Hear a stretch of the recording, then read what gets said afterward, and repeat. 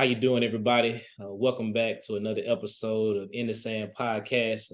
We're excited to have you back once again for some great content. So as always, please subscribe to the page. Please like and please share.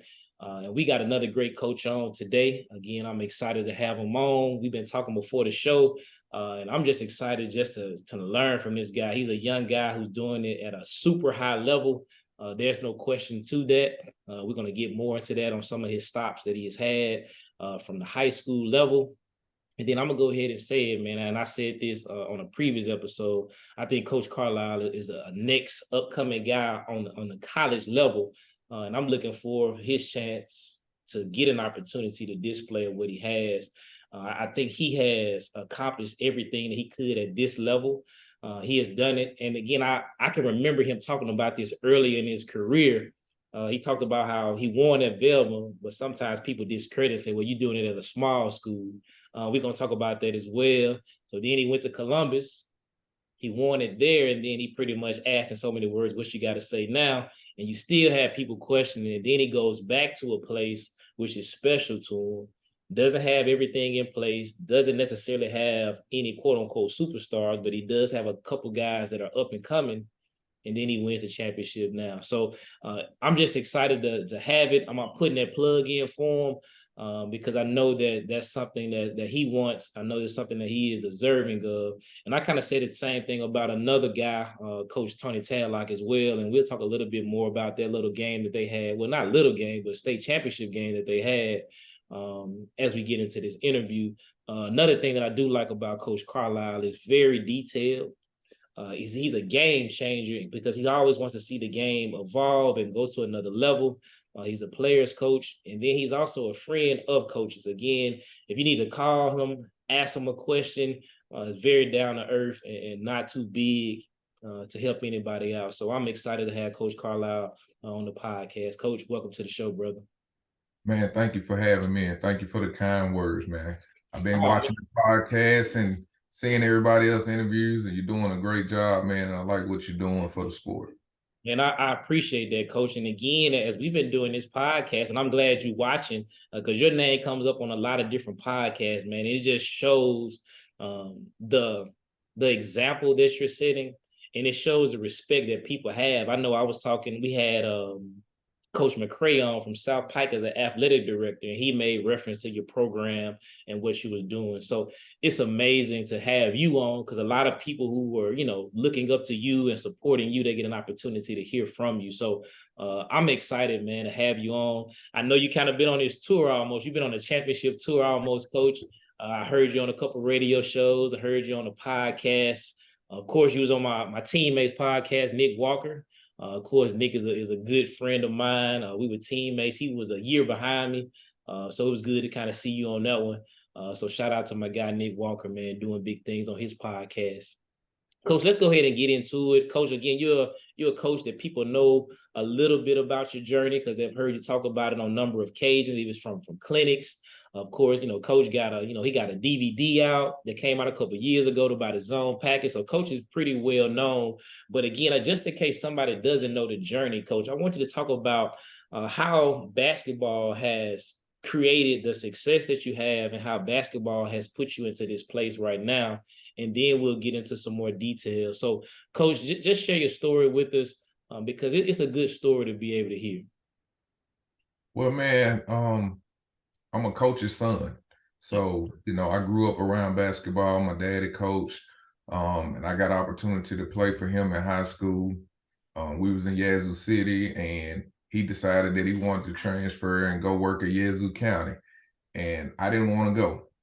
I wanted to stay in Yazoo City with my friends and the guys that I grew up with. But, I had watched him over the years coach so many other guys and lead different teams to the Coliseum. I was like, I can't turn my back on my daddy. Like, I want to be able to play for him. I want to be able to try to go to the Coliseum, playing for him. And he didn't force me to go to Yazoo County. He just kind of laid it out and just, asked me and, told me what he kind of like recruiting me in a sense, how he could help me and help each other. So I went to Yazoo County. We ended up making it to the state tournament, to the semifinals, losing to Corinth. 2003, my senior year. And I decided after that to go to Holmes Community College. And it was kind of when I was there playing for Coach Todd Kimball that I made my mind up that I wanted to be a coach, because I was unsure. And I finished playing there, had a few opportunities to go some other places, but I was like, man, look, I'm not going to the NBA. So I've been dealing with basketball my whole life. Let me have like 2 years of fun, have a little partying, because when I get to work in the real world, I know I won't have that opportunity as much. So I decided to go to Southern Miss and just pursue my degree in health education and coaching. And I was a December graduate, didn't want to graduate, but they told me they were finna discontinue my program for that period of time because not a lot of kids were enrolled. So I was forced to graduate in December. I wanted to wait to May and just use the spring semester to have fun. And I graduated on a Friday, and my dad had me working with him like that Tuesday in Yazoo City, coaching girls and boys. And that following year, which was my first full year, we won the girls state championship. And during that year, a lot of people don't know, with us coaching girls and boys, we was in the playoffs and we had to play on the same day. My dad felt like the girls had a real great shot of winning the state championship that year. So he sent me and the other assistant coach Hudson with the boys. And that was like my first time being in a head coaching chair, and we ended up losing to New Hope. And like I was devastated. I didn't want to leave the house for the next couple of days, and we had to get up the next day and go, I think, to New Albany where the girls were. But like that loss was like the trigger to just let me know like how serious coaching was. I'm an ultimate competitor, and how much time I need to try to be able to put in my craft to be the best coach that I can be, to try to eliminate that feeling that I had from that New Hope game. Man, Coach, that's an amazing story, man. I'm glad you said that, because I've been thinking about this. Like I'm gonna start asking people what made them want to be a coach. Because I feel when I was just kind of doing my research and listening to my previous podcast, I'm like, I didn't answer that part of it, because some people, they fall into it. Some people know that's what they want to do. And people could have different opinions on why they got into it, or they can have different options on why they got into it. It's probably a better choice of words. So I'm glad that you shared that, Coach.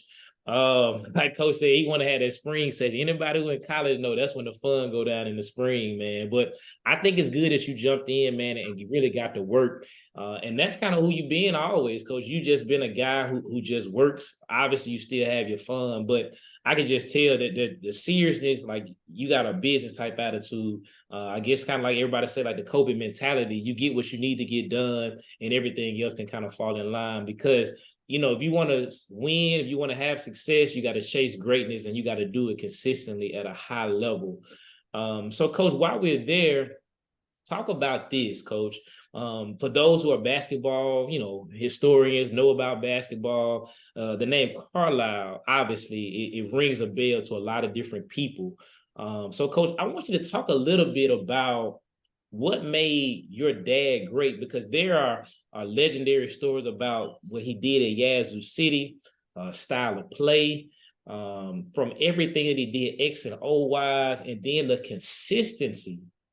And that was the big thing that I know that you really wanted to instill, is Yazoo City was a program where anytime the playoffs came up, anytime you were looking at the Coliseum, Yazoo City name was there. So just talk a little bit about that part. And then once you do that, Coach, I want you to talk about Yazoo City a little bit. I want you to talk about maybe some of your administrators, your school, your assistant coaches, some of your players, and then shine a positive spotlight on Yazoo, because I'm not from Yazoo, but my dad is from Yazoo. My wife, she's been working at Yazoo off and on for, a couple of years now. And sometimes Yazoo City gets a bad name. Kind of similar to what happens in my home city of Jackson. There's a lot of bad things in Jackson, no doubt. But there are also a lot of good things that happen in the city of Jackson. So I want you to share a little bit about, again, the legacy of your dad. And then also, too, just talk about the city of Yazoo, the people of Yazoo, things of that nature. Man, like my dad, he coached for, I think, like over 45 years. And when I first started working with him, you know, it was different from being a player and just being a kid that's in the gym while your daddy coaching to like working with him. It was different. Then I moved back in and stayed at home, which I didn't want to do, but he encouraged me to save money and that kind of thing. But we will be practicing, and me and the other assistant will be watching stuff, and it'll be like, okay, that looked perfect. Guys did what they were supposed to do. We scored, we did this. And then at the end of the play, he'll blow his whistle. And he always had a correction that 3 or 4 guys did something wrong. And I'm like, man, I didn't see it. So we used to always joke with him and say, hey, most coaches have 2 eyes, but you have a third eye right there in the middle where you see stuff that the average coach doesn't see. So that challenged me to just kind of pick his brain, try to look, try to dive deeper into the details, to try to develop that third eye. I remember nights I'd be asleep. He'd wake me up at 3 or 4 in the morning saying that he had a dream about a play or issue that he was having trouble with, and he figured out the solution. So he'd wake me up to tell me so that I wouldn't forget, because he was working a half a day and then had to get to work till 11:30. And I'm like, man, I got to be at work, 7 o'clock, man. I'm trying to get some rest. So, just being a part of that and seeing his day to day, how he focused on fundamentals, how he focused on the strategic part of the game. It was like, okay, I had a last name. I'm in coaching. It's a lot of people who made him, they've been upset with him beating them. So now they want to take it out on me, when I get to coaching. But I think he has some great teams over the years, like at Northwest Rankin up until Coach Luckett won this year. That was the first time Northwest Rankin had been to the state tournament since my dad took him around 89 or so. And then on top of that, Yazoo City, they did a great job. They had that 96 team that was loaded. They did really well. I think the only thing I might dislike a little bit is I think he gets stuck with the game against Holly Springs where he held the ball, which is the most memorable game. And I think that attaches to him that he holds the ball, and then I think I've gotten the backlash of that as well because of what he's done. And people say we hold the ball and I'm like, that's not how we play. And I tell them all the time, I say, man, I think we play really good defense a lot of times, and people don't shoot the ball as fast as they do on most nights, but that has nothing to do with us. But I think that game that he did that, I think that, I take some heat because of that as well, as far as our style of play. And I mean, like Yazoo City is just that's home. Like that's where he spent majority of his coaching career, between Yazoo City, Yazoo County, back at Benton before he went to Northwest Rankin. Linwood is where he started. So, going back home, like you say, it's always some bad things in every town. Yazoo City is no different. Some of our things may get highlighted a little more than other places, but just like any town, you're gonna have good, you're gonna have bad. And I think we have some very good people in Yazoo City, some people in the community, some students, and then they just need the proper guidance a lot of times. A lot of times kids don't have the proper structure or guidance, or people help leading them, and then they may fall astray or make some bad choices. But I think we've shown this year with what we've been able to accomplish that, you get people in there, people that care, people that's going to spend time, it can help shape and mold and bring out the greatness that the kids have in them. Coach, I think that's important, man. And hearing you say that make me think about, of course, my guy, Coach Brandon Kincaid, on the baseball side. I know they won district this year on the baseball side. I know he won district coach of the year. And just talking to Coach Kincaid, excuse me, like he was telling me some of the challenges that he has to deal with, just dealing with the baseball program. Nothing in his control, and nothing necessarily with the school, but it's just kind of the whole makeup of it when it comes to like having home games and traveling, things of that nature. But again, he loves Yazoo City, man. Like he's originally from there. I know he's a Chicago guy, but man, he bleeds Yazoo City just like you. And he takes the opportunity, he takes the resources, he takes whatever is presented in front of him, and man, he gets it done. So I was just excited to be able to see that, because man, last year when I was at my previous school, he came down, played a played a real good game against a good baseball team, man. And he surprised a lot of people because there's a lot of people on the team that kind of look like you and I playing against a team that didn't look like us. And they saw Coach Kincaid and his team come down, thought they was going to just run them off the field. But them young boys played amazing, man. And I was proud to be able to see them play against a quality baseball team and be successful with that. But I agree though, Coach. And Coach, I'm glad you brought up the Holly Spring games, and that's kind of what the platform is for. I think some people were in the gym that day or that evening, actually afternoon. Some people read about it in the paper, and then that's kind of when the dialogue came on. Well, do we need a shot clock, or do we need this, or do we need that? And when you brought that up, it makes me think about people when they talk about zone defense. And sometimes, in the NBA recently, you've been seeing a lot of NBA teams run zone or they run some type of triangle and two or box and one. And you see a lot of people criticize that. And so I kind of want you to speak a little bit to the Holly Spring games and talk about just the philosophy of playing different styles of basketball, because one style of basketball may be popular, but in the end of the day, we're trying to put our kids in the best situation to be successful. And I think that's what people are missing. And I agree, and that's why, again, you're here to share these stories. But people thought of Yazoo City it was far from that. If you go back and look at all the scores, you go back and look at some of the elite talent, some of the elite games, it was far from that. And a lot of people, we're gonna talk about this a little bit later on, but some of those great matchups, like when Coach Billups went against Coach Carlisle, those were some amazing games. And I don't know if high school basketball has even seen that in a while. There have been a couple games. I'm not going to sit here and get caught up in the moment, but those were some great basketball games. But kind of talk to that fact about their Holly Spring games, but also talk about just utilizing the game of basketball, because, if everybody's playing man, that doesn't mean that people who play zone defense are bad coaches, or the team that presses or does not press. Like, here's another example. I know this is a good friend of yours and a good guy of mine. I think about Coach Rod Davidson when he was at Ridgeland. Coach Davidson took a lot of heat because he played a certain way. He had a certain style, and he ran his program different than a lot of other people did. And when I was first coming into the game, I had to observe that, and I almost took the negative side. But when I really broke it down, Coach Davidson did some things that everybody else wasn't doing, but he had some success that more people haven't even reached in their career. And if he don't run into Malik Newman, he might be a state championship coach. So the way he did it, it looked different, but he still got it done. So, Coach, just kind of talk to us all about that as you tie in that Holly Springs game.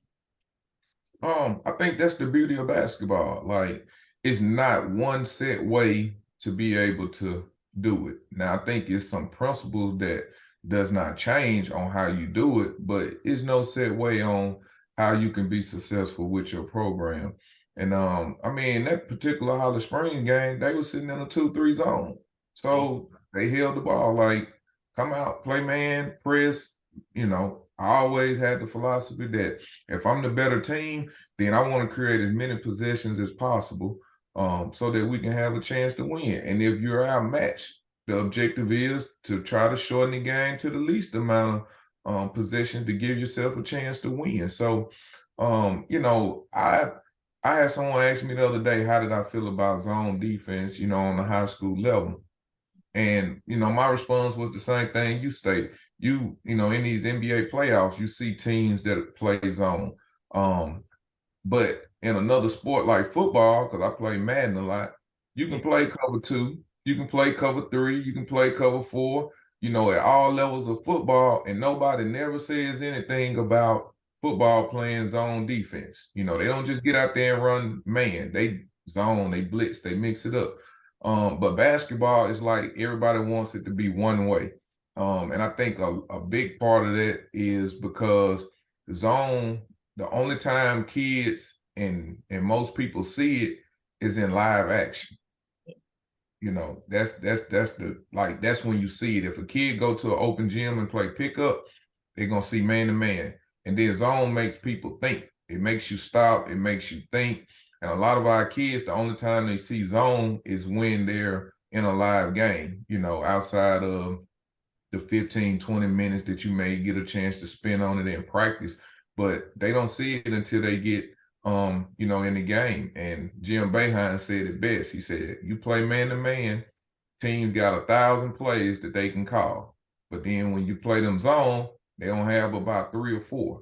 So, I don't disagree with it. I don't get mad if anybody play a zone or anything, that what I think helps make you better as a coach. I remember one year I was at Velma and I think it might have been around 14, 15, one of those seasons. And I was going off on the kids after practice. And, I always question myself and ask and say, okay, especially when, in season, going into the playoffs, if I was playing against this team, what would I do to beat them? And I used to tell them, I said, man, as great as we are, if somebody play a zone, we in trouble. And I kind of was, getting a little upset with them and this and that. And then on the ride home, I had to reflect. I said, well, if zone is what could beat us or could slow this group down, then why? That's my fault. Mm-hmm. So I need to do a better job of, teaching them, showing them different ways that we're going to attack zone so that if people decide that that's the way that they want to play us to try to shorten the game, then we can be just as good with that as we are when teams play us a man. And that's what led to basically like the DVD that I did, the different zone sets, different things. That's what led to that, just studying, breaking down stuff, seeing what worked, and just implementing with our guys so that no matter what you did against us, we still felt like, we could be at our best. Coach, I'm glad you said that, man. And it shows your wisdom. That's kind of the same thing that happened to me when I first got to Pisgah. And I was like you, man. We grew up playing man. We saw man. So a lot of what we had were man sets, things of that nature. So when I get to Pisgah, 2A school, a lot of your smaller schools, they play zone. And so it was very foreign to me. And we struggled for a long time with that. And my point guard came to me. He said, Coach, he said pretty much the same thing that hit you. He said, Coach, if everybody playing us in zone, why are you still working on this man?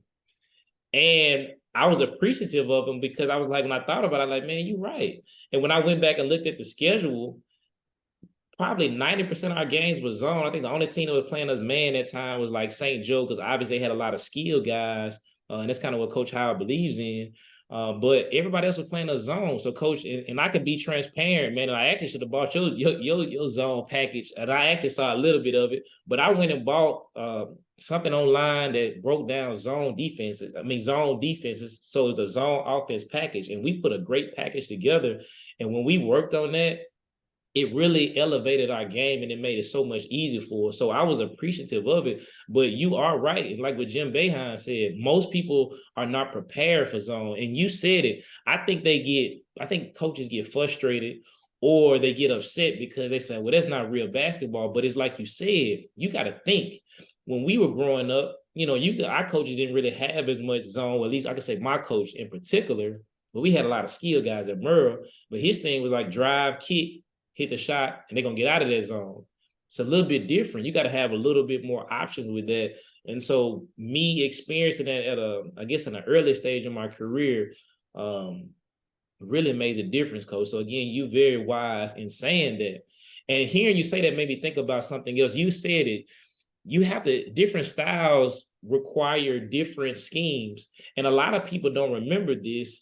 But the year, I can't remember what year it was in particular, but Callaway played Provine for the state championship. And Provine and Callaway had played for maybe 4 or 5 times that year. I think the North State game, Coach Brent did something that people didn't understand at first. He kind of did something different with his offense and defense where Provine ended up winning that game. So when it comes to the state championship game, Coach Brent almost runs something similar like a 4 corners, and this when he had DeVille. And it really took Provine out of what they were doing because everybody knows Coach Riley, pressure, double team, take it out your best player's hand. But man, Coach Brent spread their flow out, and whatever you gave him, he took advantage of it. And that was a super low scoring game. I think the score was like 36-34, but that was a totally different style of play for Coach Brent. So, Coach, you're absolutely right. And this is for all coaches listening, man. Don't be afraid to open up their toolbox and experiment with different things. because you just never know really what it can really lead to, man. So I'm glad you said that, Coach. I think that's helping a lot of people out because I know a lot of coaches who sometimes feel uncomfortable of doing certain things because it's not the most popular thing. But I think when you find something that works, you got to really go with it. So Coach, let's kind of get into your coaching career a little bit. Talk about Velma Jackson. Now, when I first met you, Coach, and I don't know if you remember this or not, this is kind of when we was in transition, when I was right before they hired Coach Speaks to get the Murrah job. I know you called me, sent me a text, and you was like, "Hey, Coach, can we schedule for next year?" And at that time, I'm feeling excited. I'm like, yeah, I'm about to schedule with Coach Carlisle and Velma Jackson. And to be honest, Coach, I didn't know much about Velma. So I said, yeah, man, I'm gonna kind of go ahead. Maybe I can go and give me a good, start off with a good win because we played y'all the year before, Murrah. We did pretty good with you, but we had an older crew and y'all had a young crew. And I said, Coach, as soon as I figure out the job, man, I'll get back with you. And so, long story short, obviously I didn't get the job, but I started to pay attention because when I went to Germantown the next year, Coach, I want to say that the Madison County tournament was at Velma that year, if I'm not mistaken. And Coach, so we played Velma, man, and I think we played y'all the first night, Coach, and we might have to talk about that a little bit differently. But man, Coach, y'all wore us out, man. And I had to start paying attention. I said, man, let me see what this young guy doing. I know his last name Carlisle. I said, I see these young kids he got on here and they just doing the thing, Coach. And of course, the story has already been told, man, of what you did at Velma. But Coach, talk to us a little bit about your Velma Jackson days, maybe some things you haven't shared before, and tell what made that special because I say this a lot of times. I know the coach that left right before you got there. I know he got to be scratching his head like, man, I probably should have stayed a little bit longer. But I know my guy, that's my guy, Coach Marcellus, and he's doing a good job at St. Andrews. But Coach, just talk about what made Velma Jackson so special.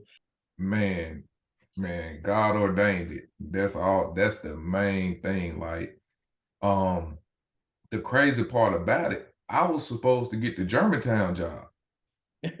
Like, so I was working in Yazoo City as an assistant, and one of my mentors that passed away, Frankie Reed, he was assistant superintendent in Madison County. And I was frustrated in Yazoo one day around December, and I called him. I said, man, look, I don't know what you got to do to get me out of here, but I can't come back next year. I just need a change of scenery. And he said, don't worry about it. We got a new school opening up. I think it'll be a great spot for you. No expectations. It'll give you a chance to kind of get your feet wet. So we kind of get to that point, and I was supposed to get hired. I think kind of maybe before they hired an AD at the time. And that didn't work. Something kind of fell through. And then by the time they hired the AD, they hired all the elective spots, which I think kind of maybe went to football. And then at the end, they come back, they need a basketball coach, but you don't have really no electives. So, I obviously didn't get it because I was certified in PE, and I did an interview at Puckett. And I was just trying to get out. My dad was like, no, you got to be careful on what jobs you take, and this and that. And, I interviewed, I was down to the final two, and Coach McGee, who was at Puckett at the time, said, hey, if you don't get this job, I think you ought to be patient. Velma is supposed to come open. So I didn't get the Puckett job. And then when I went back home and, the Velma job came open, and I was calling Mr. Reed, and he was like, just be patient. I'm going to take care of you. We're going to get you in. And I had saw the middle school team. They had lost to Yazoo City in the middle school championship. So I saw some guys, and I saw just, randomly at the game, say, hey, man, if that group stick together, by the time they seniors, they might can win one. And I got the job. First year, we struggled really, really, really bad early. Kind of picked it up late, made the playoffs, got to the third round, ended up losing to Boonville. And the next year, like, I think I said Boonville every day. Like, I try to find stuff at the beginning of the season to motivate the guys to kind of push buttons. And, like, by the time we met them that second year, like, the kids just so tired of me just saying their name every day that they just couldn't wait to hit the floor to go against them. And when we won that first state championship, it was like the best thing that could have happened because everything that I was selling as far as our conditioning and training on the track and jumping bleachers and everything that I had them doing, it all made sense now. And I was like, man, we got everybody coming back for 2 more years. Normally, you win a state championship, guys graduate, guys leave. So I really locked in at that point. Like, I do not want to lose one of these. And I had a friend, you may know him, he went to Murray, named Quincy Morris. Yeah. We was in Planet Fitness lifting weights, and he told me one day, he said, after we won the first championship, he said, one or two things gonna happen. I said, what? He said, either you gonna win next year and lose the last one, or you gonna lose next year and come back and redeem yourself on the last one. I said, man, I'm not losing either one of these. So and we just continued on. We had a lot of success. That 2015 team, that was the best team that I've ever coached by far. The 2015 Quindary and them senior year, um, you know, obviously him playing in the NBA. Moses Greenwood was a Division I guy, went overseas. Kadarius Smith with JUCO went D1. Nick Weatherspoon ended up being a 5-star, went to Mississippi State. And Anthony Brown went to JUCO before finishing at Tougaloo. So I had hired an assistant coach that summer, and I told him, I said, man, look, this is not how this go now every year. I said, so we're going to enjoy this one. I said, I could coach for 20 more years, and I may not never get a starting five this good. Like, you may get a group that's talented, but to have a group that played together, had already won 2 previous championships, had that chemistry amongst each other, nobody graduated out that was part of that main core, that's unheard of. So, we had a lot of success with that. And that's when I met Coach Fletcher. And I hear about how you talk on the podcast. Me and you are alike. I talk to coaches, but I'm not, one that's just going to go and, I wanted to be organic. And that's why I have a lot of respect for Coach Fletcher, because in the midst of our success, he came up to me in Northwest Ranking tournament one year and was like, hey, I like what you're doing. And he was saying some of the stuff we were doing against zone defenses and stuff. So that got my attention because he, really was paying attention. And he just kind of befriended me. He just like, hey, I'm Coach Fletcher, and, I just wanted to introduce myself to you. And, and I thought really highly of him for stepping out of his way to just kind of pull me to the side to give me some encouraging words. And then we just kind of stayed in contact, and he kept, hey man, why don't you come to my church? If you're ever free, this and that. And, now I go every weekend pretty much. So it's good to have good, genuine guys. And he don't know it probably. This will be the first time hearing it on here is, he's a part of my inner circle now. When it's coaching decisions or things that come up that I need to, some guidance on, he's definitely one of the guys that I always reach out to, ask and get advice to make sure I'm making sound decisions and that kind of thing. But, like Velma was very special. Like I said, it's kind of like it's your first one. Everybody wants to be a head coach. That was the first job, first people that gave me an opportunity. And it wasn't easy. My first year we were losing. Coach Brown had a very, very great girls basketball program going. And it's like the gym would be packed at 6 o'clock, and by 7:15, 7:30, they'll leave and get ready to go home, because they didn't want to see us play. We were that bad at first. And we just continued to grow over time, and the community got behind us. And obviously, we just continued to get other great players into the program. And then it just got to a point where it really was kind of running itself in a sense, because the kids knew what to expect, and they always wanted to keep that winning tradition going. Man, Coach Jay, those Velma Jackson days were good, man. And I'm taking my notes, man. It's a lot of stuff that I did not know, man. I kind of want to go back to. But yeah, man, shout out to, rest in peace to Frankie Reed, man. I know I got Travis Reed, man. Travis, Coach Reed, he's a good guy, man. And he really helped me out when I was at Germantown. And it's funny, you know, we end up getting the Germantown job. And it's funny because you are right. And that's how you know Coach Carlisle is not lying, because Coach Spencer Gallen, he ended up getting a head coaching job at Germantown, and he taught science. And trust me, he taught about 4 or 5 different preps. And everybody was like, man, how you a science teacher coaching basketball? And so that's funny, man. And it really aligned. And to be honest, Coach, you are right. Spencer did a great job. You know, I feel like Travis and myself, we did all we could to help him be successful. I think it was just a little bit too early, man, because when you building a program, especially like Germantown, and you still and they're slowly getting away, but when you're in that shadow of Madison Central, that makes it a little bit tough. And a lot of those kids will have already been in Madison Central school system, Madison Central, I guess, zone for years, and trying to create a culture, different school, different colors. It was kind of tough. I know kind of right now, obviously Coach Love is there, and of course Coach Boo and my brother Justin.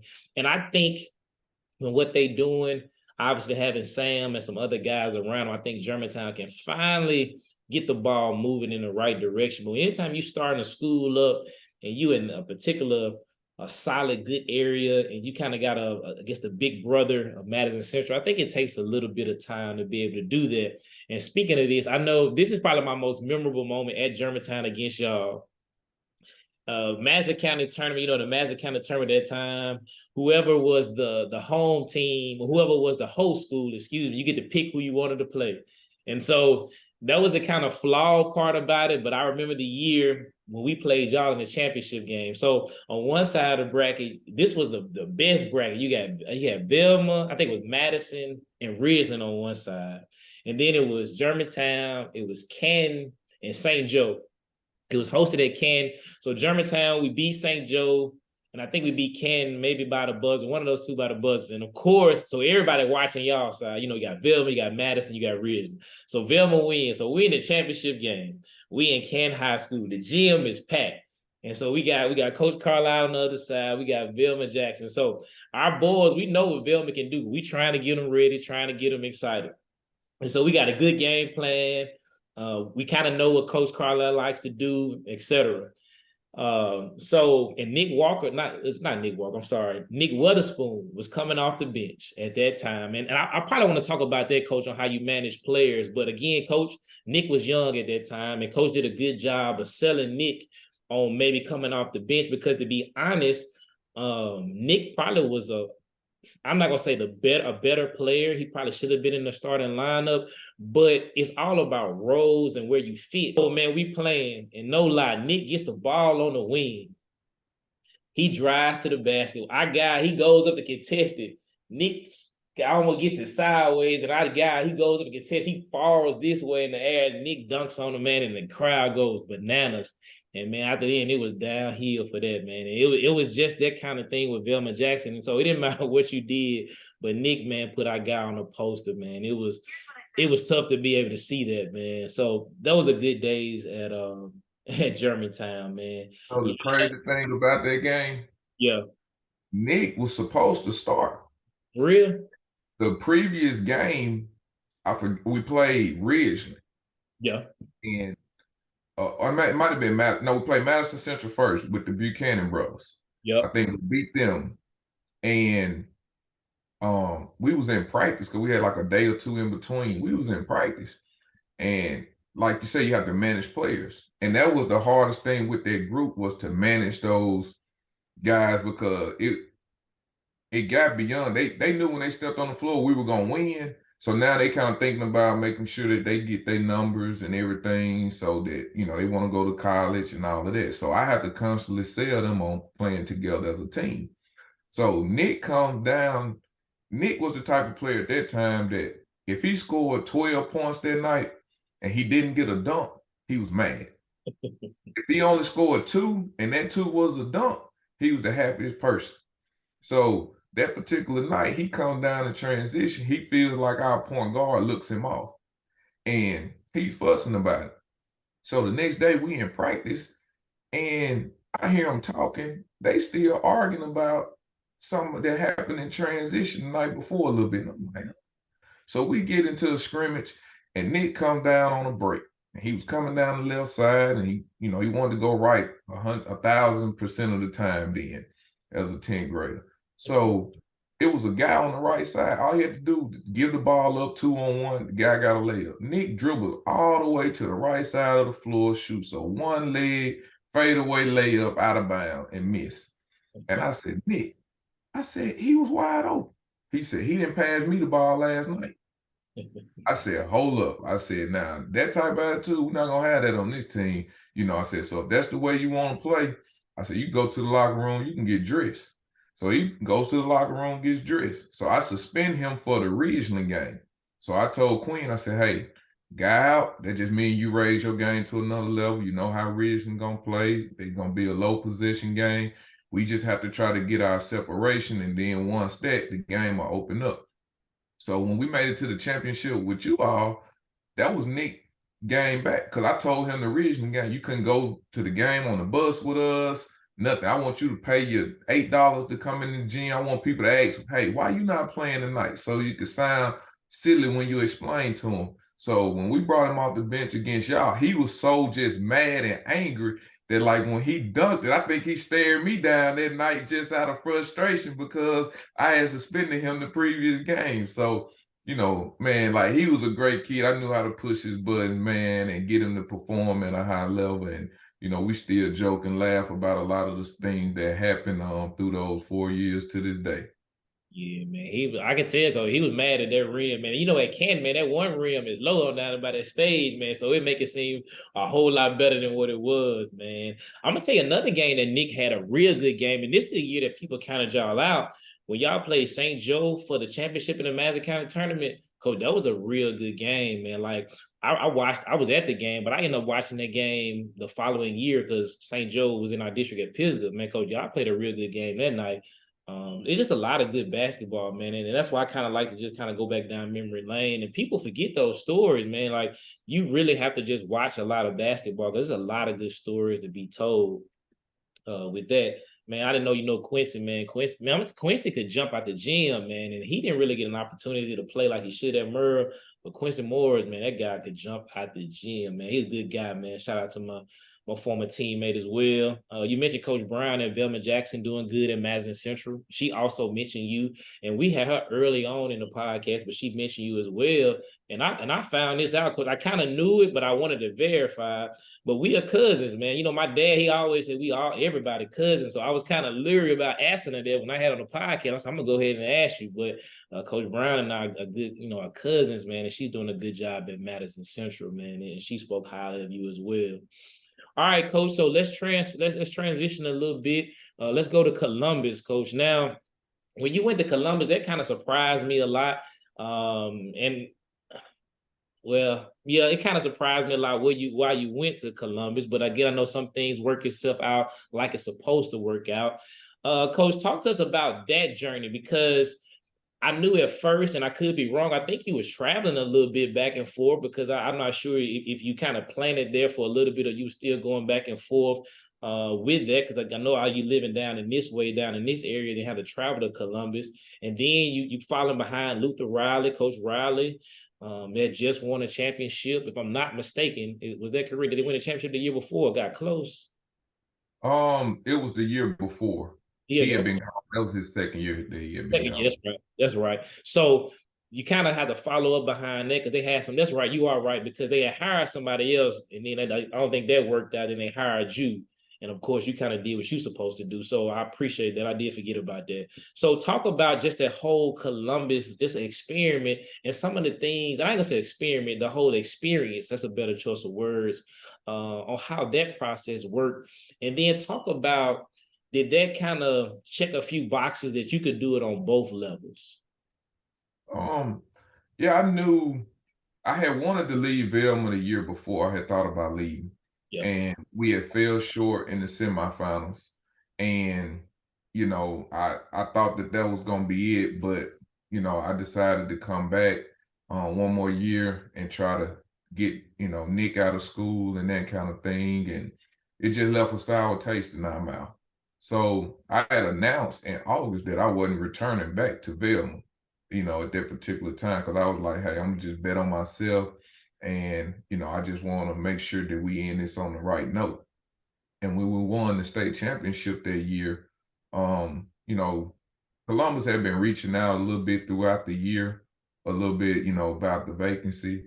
And, when it got to that off season, I prayed about it. And I say the same prayer all the time when I get ready to take the job. If I'm, thinking that I'm supposed to leave, is that, I don't have an ego. I don't want 10 offers. All I need is one, the right one of where I'm supposed to be. And I kept praying about it. And Columbus just continued to be the job that was there. And after I gave them my word that I was coming, that's when the floodgates opened and I started getting all kind of calls about playing right, just a bunch of different schools that I was like, oh, man, I probably would have took one of those, had I had all those on the table at that particular time. So I was very thankful that I only had that direction of where I was supposed to go. And I've listened to some of the pods where you talked about Murrah when you didn't get that job. And I know how you felt, like even the Columbus job. What I've learned in this business is I have to try to take my feelings out of it. Because when Luther Riley got the job, Columbus had called and asked me to come up there and talk with them about it. And basically it was between me and him. And he got it. And I was upset, like, well, why did y'all call me and waste my time if, you knew that's who you wanted? So the next year, they called and was trying to get me to come. And I was like, nah, I think I got a team at Velma. We can win. And we got some unfinished business. I want to close that chapter first. So then after that season, that's when they called again. And that was the third time we had a conversation. So, it worked out perfect. Had a chance to coach Robert Woodard, Denaje, and it was a tough situation to go into because for those guys that were seniors on that team, I was their fourth coach in 4 years. So that's always tough as far as, trying to have a culture, trying to build that trust within the program. So, and I knew that it was a job that I had to take. I had heard the whispers that, hey, well, he's only winning in 3A and and we were dominating. And I'm like, hey, basketball is basketball, no matter what level you're competing at. So I did take it because I'm a competitor. I want the challenge. And we went up there and some pieces fell in place. And, it wasn't easy. That whole process, we had 3 guys to transfer in, one out of state and 2 guys that were, locally that had been in private school and at one of the county schools. And once we put them with Robert Woodard, like we began to flourish. But the thing was with that team, I had to build Robert Woodard trust. Like we had some battles. We didn't always agree, but I did not back down. And one of the things that I always tell coaches is you cannot be afraid to coach your best player. It sounds cliche, but when you're in the midst of it and that player challenges you and the whole team is watching, and it's a fine line on how you respond as far as discipline him without losing him as well, because you're trying to get him on your side, but you don't want to go overboard to where you lose him and maybe lose your team as well. So like we battled, man, all year. And, I joke and this and that, and he just keep a stone face all the time. He never would smile or nothing. And one time I shot a ball, threw some up in practice and shot an air ball. And he mumbled under his breath, man, you need a helmet if you're standing under the goal when coach shoot, so that you don't get hit. And I heard him and I just kind of laughed to myself. And this might have been like a month later in January, and we were practicing, and he shot a jumper and he shot an air ball, and it almost hit somebody. And then I said, man, Joker need a helmet standing on the goal and Robert Woodard shoot. And everybody in the gym just started laughing because they remember when he said it to me. And he tried to hold it in and he let out a smile. And then I looked at him, I said, man, I finally got him. And I went home and I told my wife, I said, we finna win the state championship in a couple more weeks. I said, I finally he was the last piece to get on board. And, and I challenged him to be intimidating, be a dog. He wouldn't show emotion. We used to do a drill in practice where it was a one-on-one drill. And if you score, you have to talk noise to the guy that was guarding you. And if you defend and get a stop, you got to talk noise to the guy that you got to stop on. And if you didn't, when you got to the end of the line, you had to run. And I did that drill specifically for him to try to get something out of him because of how intimidating of a stature he had. And he would score or get a stop, go to the line, just run to the baseline on the other end. He never would show any emotion. So day 2, I tell the team, hey, every time somebody doesn't show emotion, that's how many we're gonna add up to do 10-30s, which is suicide. So now everybody looking at Robinson, hey, I know you don't want to, but you got to do something to keep us from running. So we used to do that drill every day, and he started showing emotion and doing those type of things because I knew how intimidating he could be. And, he helped, accepted that challenge, man, and became what we needed to make that championship run. And we did. And, I still joke with him to this day when something posts, when he dunk or do something and he holler and show emotion. And I send him the picture sometimes, say, hey, man, showing some emotion, huh? So, but it was a challenge. It was not easy. The community, the superintendent, they hired me to win a state championship. And I don't think people understand how much pressure that is when we had just come off winning a championship at Velma. So I didn't get to enjoy that championship. And I immediately in April went to Columbus about 3 days a week when Derek Weatherspoon let me stay at his apartment in Mississippi State. And he would leave and go stay with his girlfriend so that I would have somewhere to stay to go back and forth to Columbus for practice. And it was just tough because you're trying to get back, go through the things with Velma to, your accolades and things when people are recognizing you. And then at the same time, you're like, man, these people hired me to do a job to be able to get it done. And, because I was like, I don't know if it had been done before, like winning a state championship with one program and then taking over another program and winning 9 months later with a completely different program. So that was a challenge in itself that I wanted to do. And then I wanted to do it at the highest level to show that I can coach and compete against some of the best coaches in Mississippi. Coach, I did not know that, man. And that's why I love the podcast, because on the outside looking in, Coach, like I said, I never knew some of the things that you just displayed. Of course, I knew the travel. I knew about that travel going back and forth, man. And that's good that you were a players coach that, Q allowed you to kind of, he said, I'm gonna look out for coach, because I know just hear some of the other interviews and other pods you have done, you've been a great influence for him. So that speaks volumes to who you are. But just looking at the relationship that you and Robert Woodard, y'all have now, never would imagine the clashing of both of you all, because never saw it on the outside looking in. Maybe if I was there, maybe every day or more detailed, it'd been easy to see. But just from a opposite coach, a coach on the opposing sideline, or just someone in the stands watching, never saw that. And for you to fight through that, and I'm glad you said that, Coach, because I think some coaches need to hear that. Because be honest, I feel like we have a pretty solid player where I'm coaching now at Richland. But sometimes it gets a little bit tough to be able to kind of manage that, because again, you have to coach them. You have to coach them extremely hard. I mean, you have to coach them that, because that's what they need. That's what they need for the team.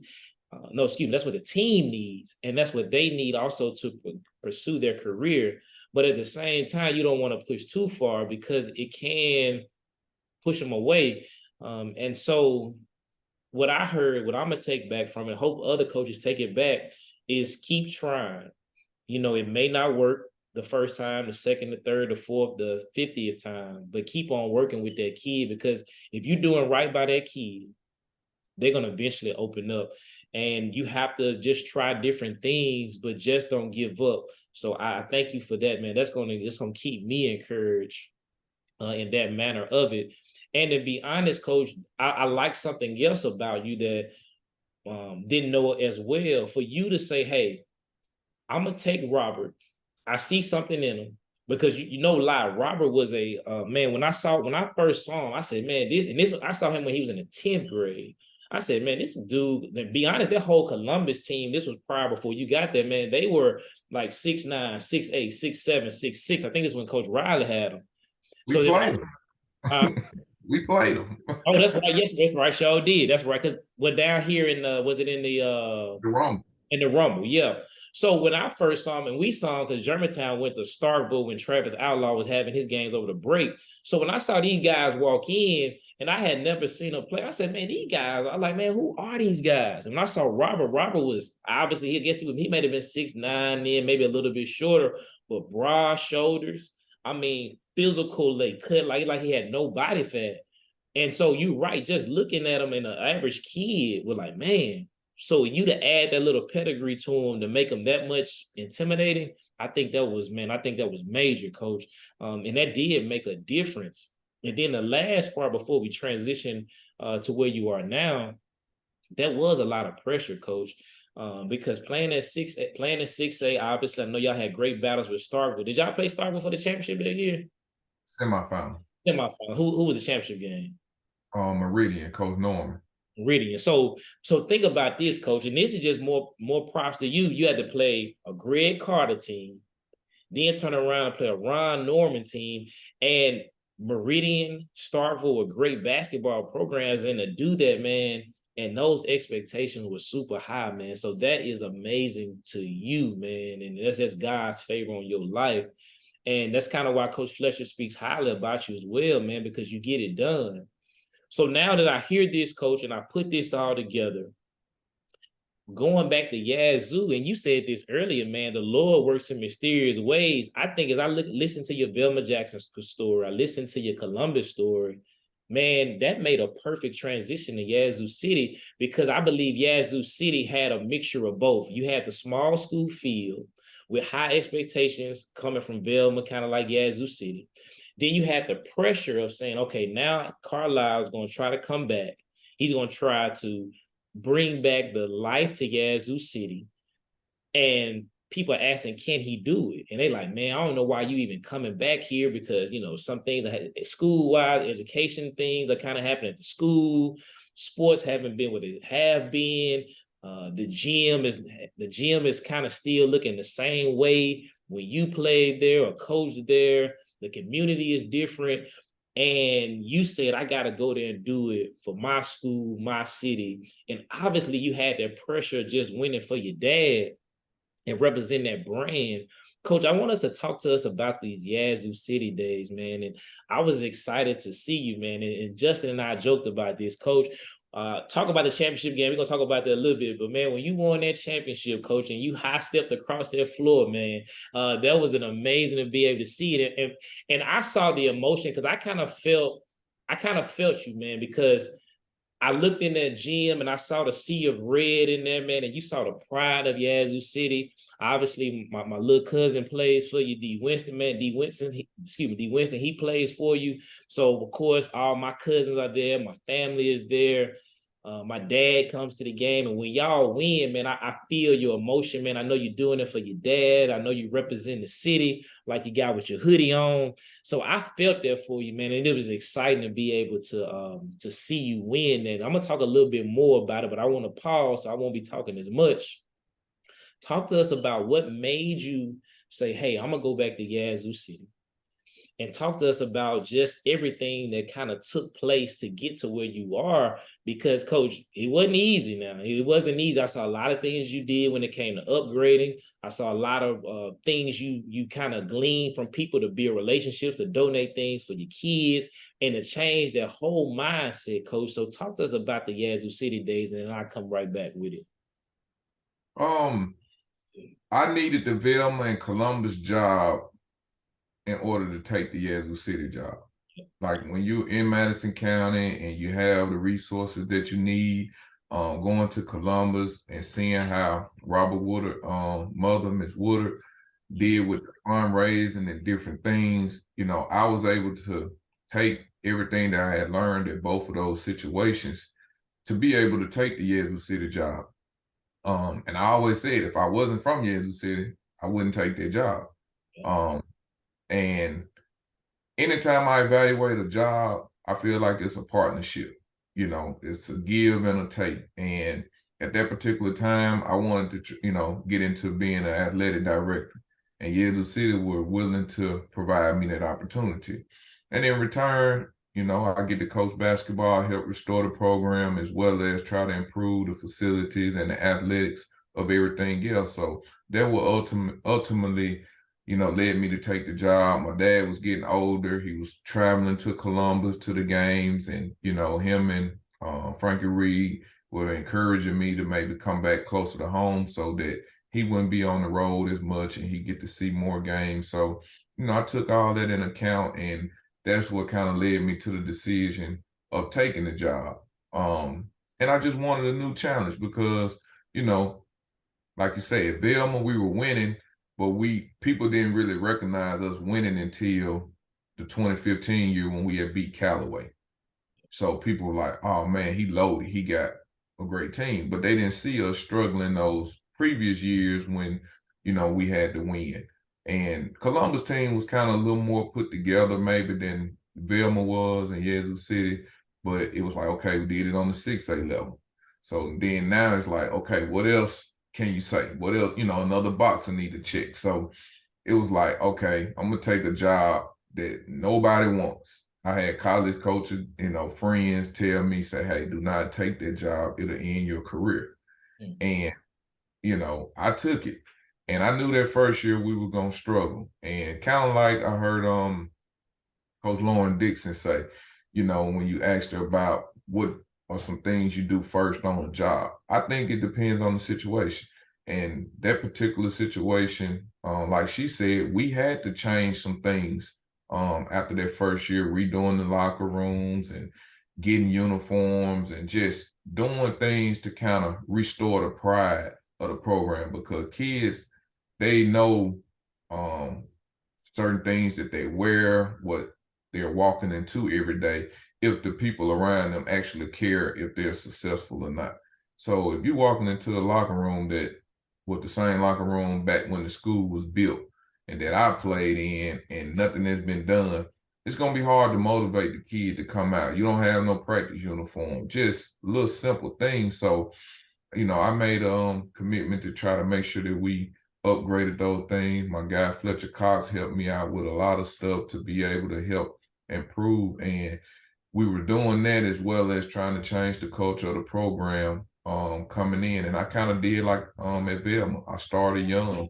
I played some freshmen, tried to get some guys some experience, and we slowly began to turn it around. And kind of like you said, Coach Kincaid, it's a lot of challenges. If I tell people, if you can make it in Yazoo City and be successful, that you can make it anywhere. And that was my mentality when I left the first time going to Velma, man. Like, oh, you give me these resources. I got a good school. I got this.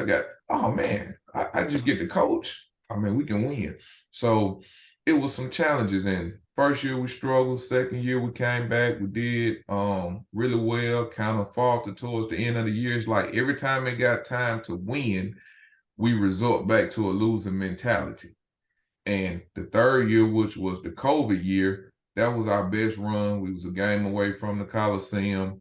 And we just kind of fell short on what should have been a neutral site game. But the fact it was COVID, we had to go on the road. So we had some high expectations of coming back year 4, like, hey, we got a shot. Brendan Brown has to transfer to Northwest Rankin. And then during the district play of that season, our point guard goes down with a high ankle sprain, which sidelined him 6 weeks. And then the nail in the coffin, the last week of the season, senior night, one of Fort Hill players strikes one of our players. We have a little retaliation, and boom, we lose 2 starters for 2 games going into the playoffs in the district tournament.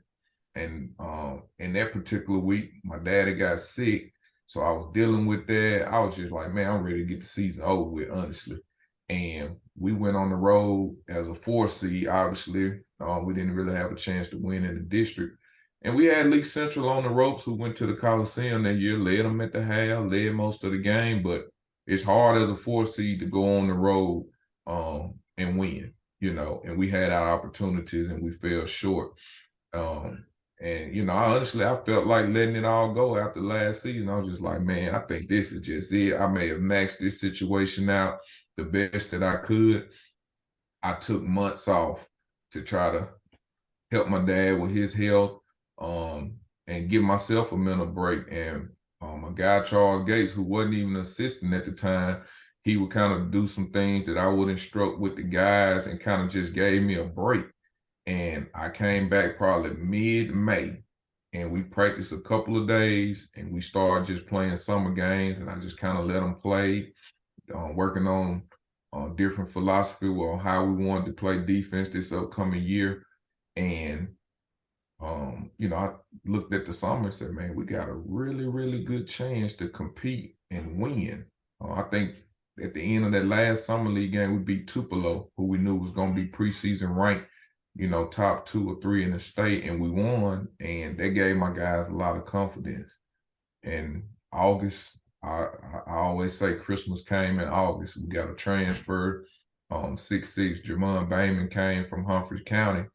And that was just like the icing on the cake. Like, I knew then, like, we got a legit shot to compete and win. And we had a great group. They listened, they played together, wasn't no egos. And they've been the best group that I've had since I've been in Yazoo. They've just been a joy to coach.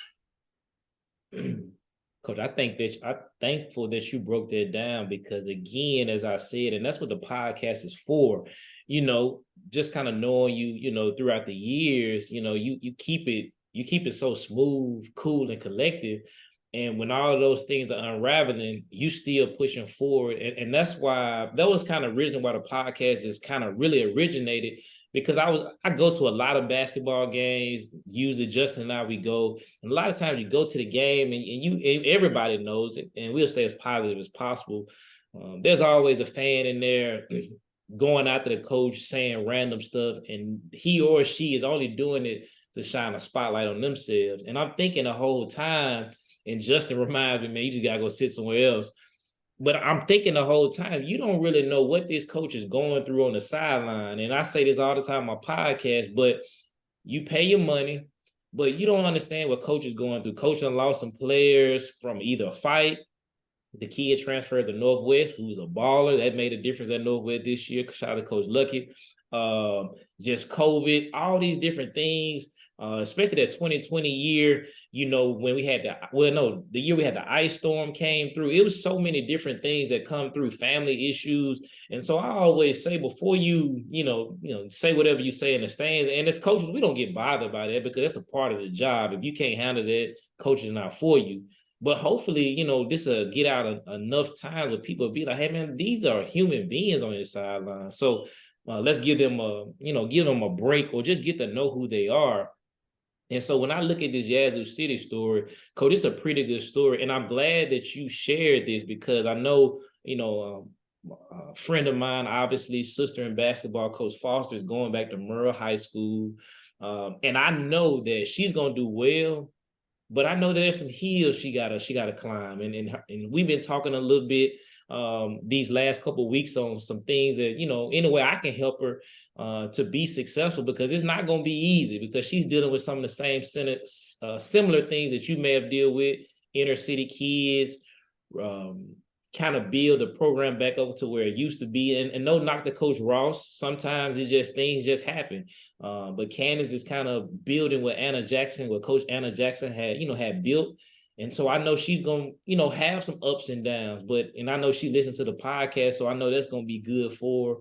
And there's some other coaches who are going back home and making good decisions. So again, Coach, not sure if you know this, and again, a lot of what you're doing, man, is inspiring a lot of different people, man. Because again, like I'm saying this here, but I know people who've been watching and your name comes up and everything you're saying, people can say, okay, I saw Coach Carlisle do that, or I heard him say that, or he's living this, or because like even with Coach Dixon, before we started that interview, we had talked previously about some of the things that you had mentioned. She talked about some of the advice that you had given her throughout the years about jobs, etc. So I'm thankful that you're sharing these things. And so I'm hoping that other coaches are kind of listening to this as well. And Coach Gates, man, that's a major debate, to have somebody to kind of help you out, because we all need some help sometime. If it's just, we need good people in our program. And when I look at the list this year, I see so many coaches looking for assistant coaches. And shout out to all assistant coaches, because if you got some good help or some good people who are willing to work with your program, that pays major benefits for your program, man. So coach, man, of course, obviously, you got Hoover, obviously, of course, you got Winston, my cousin, obviously, man. I don't want to shun the other players, so I want you to talk about them as well. But I want you to talk about those two guys, man, and that tandem that they have, coming back for a back-to-back year, hopefully to win a back-to-back championship. Talk a little bit about that, and then we'll kind of keep on moving some more with Yazoo City, man. Man, those guys are very coachable. I think that what makes it easy. They've been playing together for a long time, through AAU and different things. So just that chemistry that they have, they actually live like right next door to each other. So they're both at each other's house every day. So like just them being around each other, definitely help. Some other guy like William Grayson was like the cornerstone of the team. Like he's been with me ever since he was 8th grade. When I took the job, like I moved him up immediately as an 8th grader to be our point guard. And like losing him is going to definitely be different for us because he's been the catalyst that's been running everything, since I've been there. So definitely losing him going to hurt. Jermon Bateman transferred in, he graduated. And then we had 2 seniors that came off the bench, Dalen Henry and Corte Meadows. And I was, explaining to them in our end of the year meeting recently just on how important their role was and, such a great job that they did defending, making open shots, and just doing everything that we asked of them, that it's going to be hard to replace those guys as well. Just the experience and, the leadership that they brought, to the team. So Winston and Spank, they're returning and, they're definitely going to be the cornerstone as far as our leading scorers and leading rebounders returning. And we got some younger guys that are waiting on an opportunity that we got that I think they got a chance to be really good. But, it's going to be a struggle for us. I know early just trying to fill guys into new roles, but I just think ultimately, that we'll have a chance to compete. And that's all you want in high school. You just want a chance to compete. And, a lot of good things have to fall your way. Bracket got to fall your way. You got to win certain games. You got to stay healthy, injury free. Like it's a lot of factors that go into it. So, you like the chances when you have 2 guys of that caliber definitely returning. Yeah, that's true, coach. And I'm excited to see that run. Just talk a little bit more of going. I want to talk a little bit more about the state championship game, and then I want to talk about your trip to Washington a little bit as well. But I remember, of course, Richmond is my first year. And what I try to do anytime that I'm whatever class, district, I like to go out and watch people in the summertime. I had an opportunity this past summer. Coach Robinson, who's at Jackson Prep, he had a shootout early in the summer, just like maybe the first weekend. And I saw Raymond. So I said, let me go out here and watch Raymond play, because I wanted to see where my team would measure up. I watched them play early in the summer. Obviously, I reached out to you because I just felt like that the environment was something my kids needed, but I felt like Yazoo City was going to be pretty good. So I said, I want to go and watch Yazoo City play. So I saw Raymond, and I said, okay, I could pencil Raymond in. And the game that did it for me, you said it was a Tupelo game, but the game, and as soon as I saw it, I called Justin on the phone. I said, Coach, I'm in a summer league game. I'm up here in Yazoo City. I just watched Holmes play Yazoo City. I said, no lie. I said, Coach, the gym is not packed, but Coach, this is a live game. I'm talking about they got it was probably maybe 100, maybe 200 people in there, but it's a summer game. I'm talking about it's live, and Yazoo City giving them guys the blues. So I said, Coach, you got to put Yazoo City in the north. You got to put Raymond in the south. And that was my pick early in June. So we get through the season, and I don't know if people really gave y'all a lot of respect, Coach. I think y'all flew under the radar. Obviously, you got to respect what Raymond is doing. So when you all got there, I think everybody was expecting it, and we was hoping to get that matchup between 2 young coaches that's doing it at a high level. I talked to Coach Tadlock about it. Of course, everybody knows Coach Carlyle, a very humble guy. He gave credit to you. He felt that your team was good. And when I mean good, they were well prepared. Obviously, they were well coached and did a couple more things better than they did. And so again, I look at you all as kind of being the catalyst for our generation to kind of do big things. And I'm a big supporter of both of you all. So I want you to talk to me a little bit about just the leading up to the championship game, talk a little bit about the championship game. And then you and I talked about this a little bit. Talk a little bit about your trip to Washington. I know that it did not go the way you planned, but I think it was some things that we're going to talk about that I think that people may not just see, because I saw a lot of people on social media be like, man, they didn't do, Yazoo didn't do this, or maybe somebody else should have went. But I think obviously haters gonna hate, but I think what Coach Carlisle and I are gonna talk about, I think when we look at those things, and Coach Carlisle is not a guy for excuses, et cetera, he's way past that. He acknowledged that we got to play a little bit better. But I think there were some outside things that made a difference. And I think if Coach Carlisle gets an opportunity to go back again, I think they're going to really excel in this tournament. But even if they don't make it, I think what he's going to tell us is going to help another team, because sometimes in life you got to take the L for somebody else to win. So I want to, Coach, just talk about the championship game, talk a little bit about playing Raymond and Coach Tadlock, talk a little bit about your Washington trip, and we'll kind of go from there. Okay. Well, leading up to the game, like I said, I mean, to that point, each year I just try to find something that we can do to try to motivate them, just, anything to kind of push a button. I remember after our first year, our workout gear on the track, we had 9 and 21 across our shirts. And inside the number 9 and 21, we had the name of every opponent that we had lost to that previous year, in which we come back that year, I think we won 19 games. So this year, I was leaving church out in Brandon with Coach Fletcher, and obviously I had to pass by the Coliseum on the way, there and back. So on the way back, I was like, man, how long has it been since Yazoo City been to the Coliseum and won?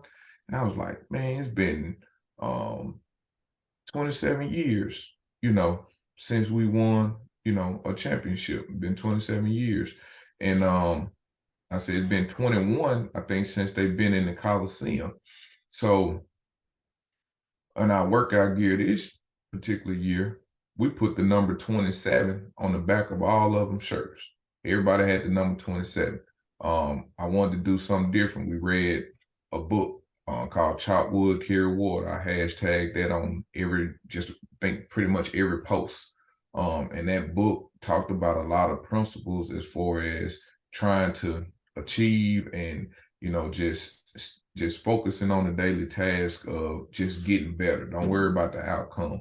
And we read that book as a team prior to season. And I just think as the season went on, like I said, we lost some games, and, it's a lot of stuff that go on. I don't make excuses. You might have a guy that's hurt or sick or whatever. So we were still liking our chances.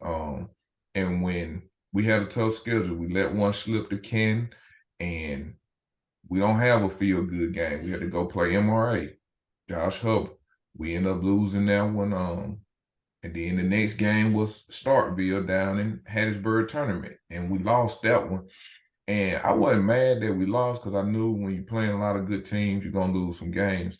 But that particular game, my team kind of quit.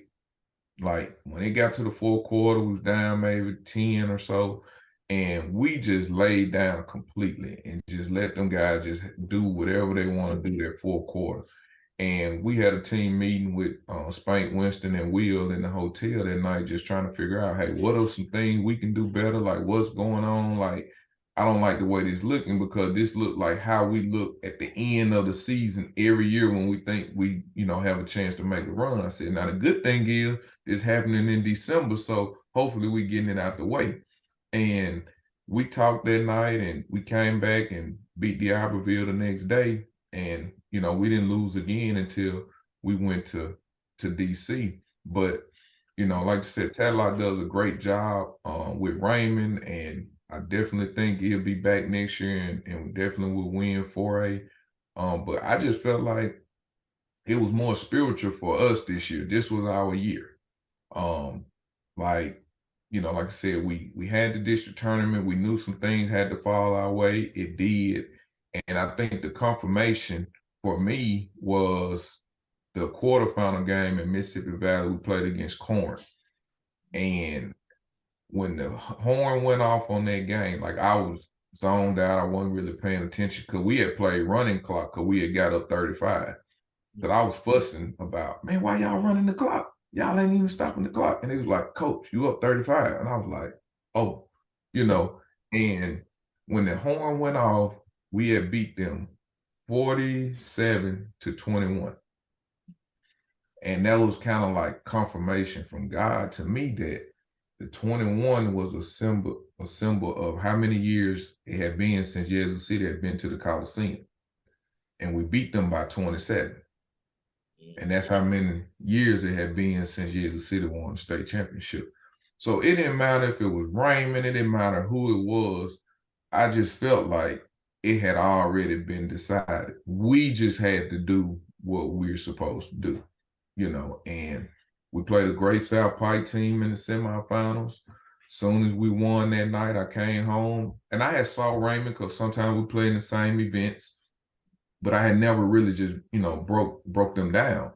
And I came home that night after the South Pike game and I was like, hey, it's Monday night. I got up until Thursday to figure this out.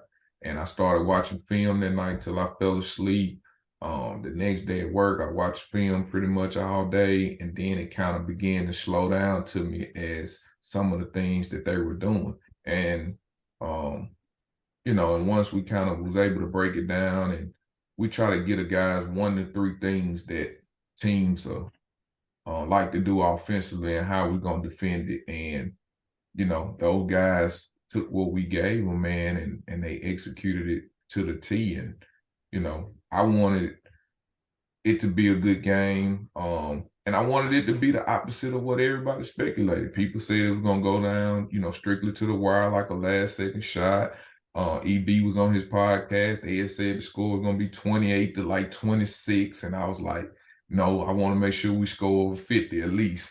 And I was a little frustrated that they got over 38 because our motto is 38 or less.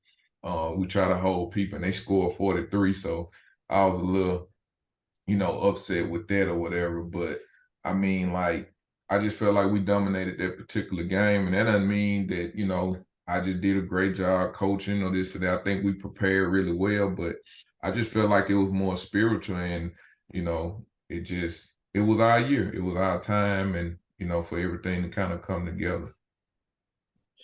Yeah, it was a good game, man. It was like you said, I'm a fan of you and Coach Tadlock. So it was just good to be able to see that matchup. But you all did dominate in a lot of different areas. And I think Coach Tadlock said it. Y'all executed in some areas a little bit better, but a lot of your guys just kind of really did what they did well and really got to it. And it was a good game to be able to watch and a good game to be able to see on that side of it.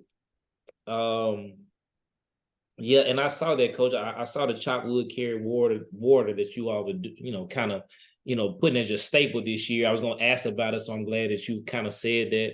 Again, the spiritual part, the 21 and that 27.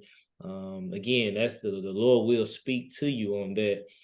I also I saw recently you post when y'all were cutting the nets. I kind of wish they would allow kids to do that at the Coliseum. I mean, I get it, but I don't get it because obviously I know we're in the time slot, obviously. I mean, I understand that. But to be honest, a lot of them kids experience to cut the nets down real quick. It don't take long to put nets. Well, some rings take a long time, but if we can figure something out to be able to do that, I think that would be pretty cool. So it was cool that you allowed your kids to be able to do that. Another thing that I noticed too, Coach, and I don't know if you did this on purpose, but I really, when I came to the game, I said, I wonder what Coach is going to wear.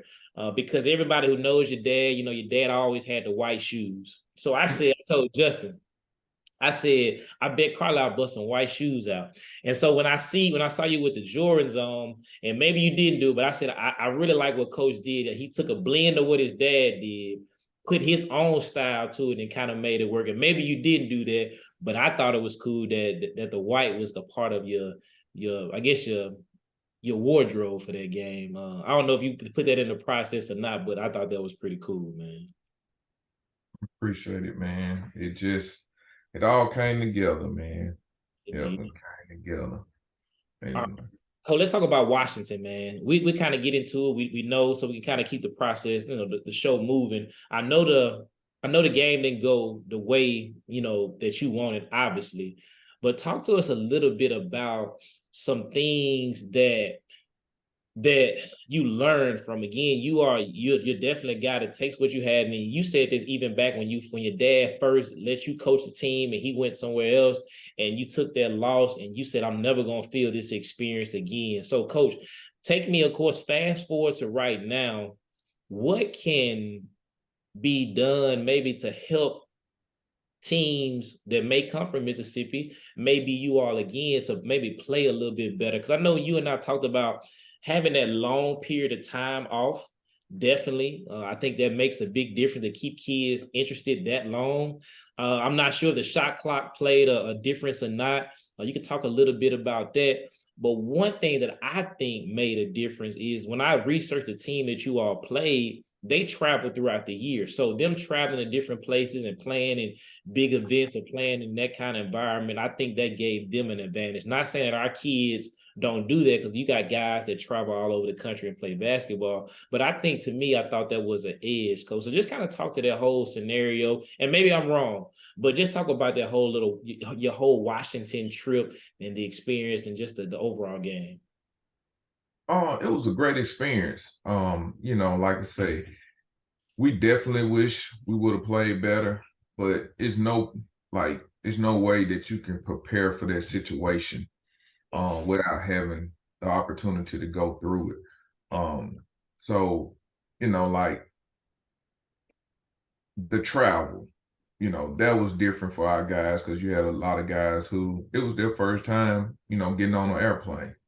And, it was, I think we won championship on March the 2nd and we played up there April the 6th. So, like when we found out during spring break. I was actually on a cruise. So we found out, during spring break. So by the time I was able to get back and we were starting back practicing, from the time the season ended to the day we practiced, we had been off for 18 days. So you're trying to get a group of kids who, and that's what they talked about in the Chop Wood Carry Water book, which, don't set goals because goals will limit you. But we all know that one of our goals this year was to try to win the state championship, which we exceeded, that goal. But none of us imagined that we would have opportunity to play in a postseason event, and maybe we shouldn't have set a goal, should have just kind of rolled with it. But we set a goal, and then when we achieved it, that particular trip wasn't our goal. So I don't think that we, took full advantage of it like we should. And I knew it was gonna be tough. I could tell the way practice had went leading up to that trip. Like, guys were practicing, but it was like they had ultimately achieved what they wanted to get done. I think that, we thought maybe we could just kind of show up and play. And like I said, it had been December since we had lost. So I think that factored into it. And when you like kids don't understand jet lag, like when you're on a plane and having legs to play. And like you mentioned, a lot of those programs, they travel, they have 4 and 5 star prospects. So that's kind of normal to them. In that particular week, when we made it, we got there that Wednesday. The team we played, they were able to get there Tuesday. So they were able to travel Tuesday and have Wednesday to kind of rest, recoup, and then play Thursday night. We left, I think, Jackson at 6 a.m. So we had to get our kids to the school at 3 a.m. To leave the high school to make it to Jackson a little after 4.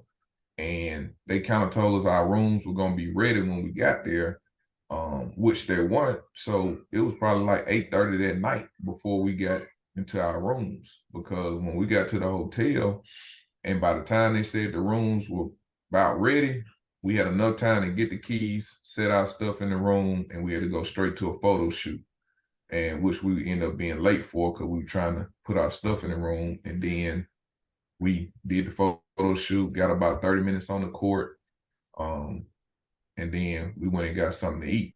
So mind you, the time we got there and we couldn't get in the room, we took the kids to the Washington Monument. We walking around, and just sightseeing. And then after we ate that night, we got back to the room by 8:30. Kids in a hotel, they out of town, they not getting the rest that they should. And then the next morning we took them to the African American Museum. And we didn't get to do the whole tour, but we did about 2 to 3 hours. And that wasn't a great idea. That's on me. We should have done that another day. And we went back to the hotel for about 3 hours. And then we went to the game. So we didn't get like a practice shoot around. It was just more so kind of like show up, play type of deal. And I remember walking in and I tapped my assistant coach on the shoulder. I said, man, we look like we got off the wrong bus in the wrong state, in the wrong gym. Because the first person we saw was John Calipari. And I was like, right now, we don't have nobody on our team that he could be watching.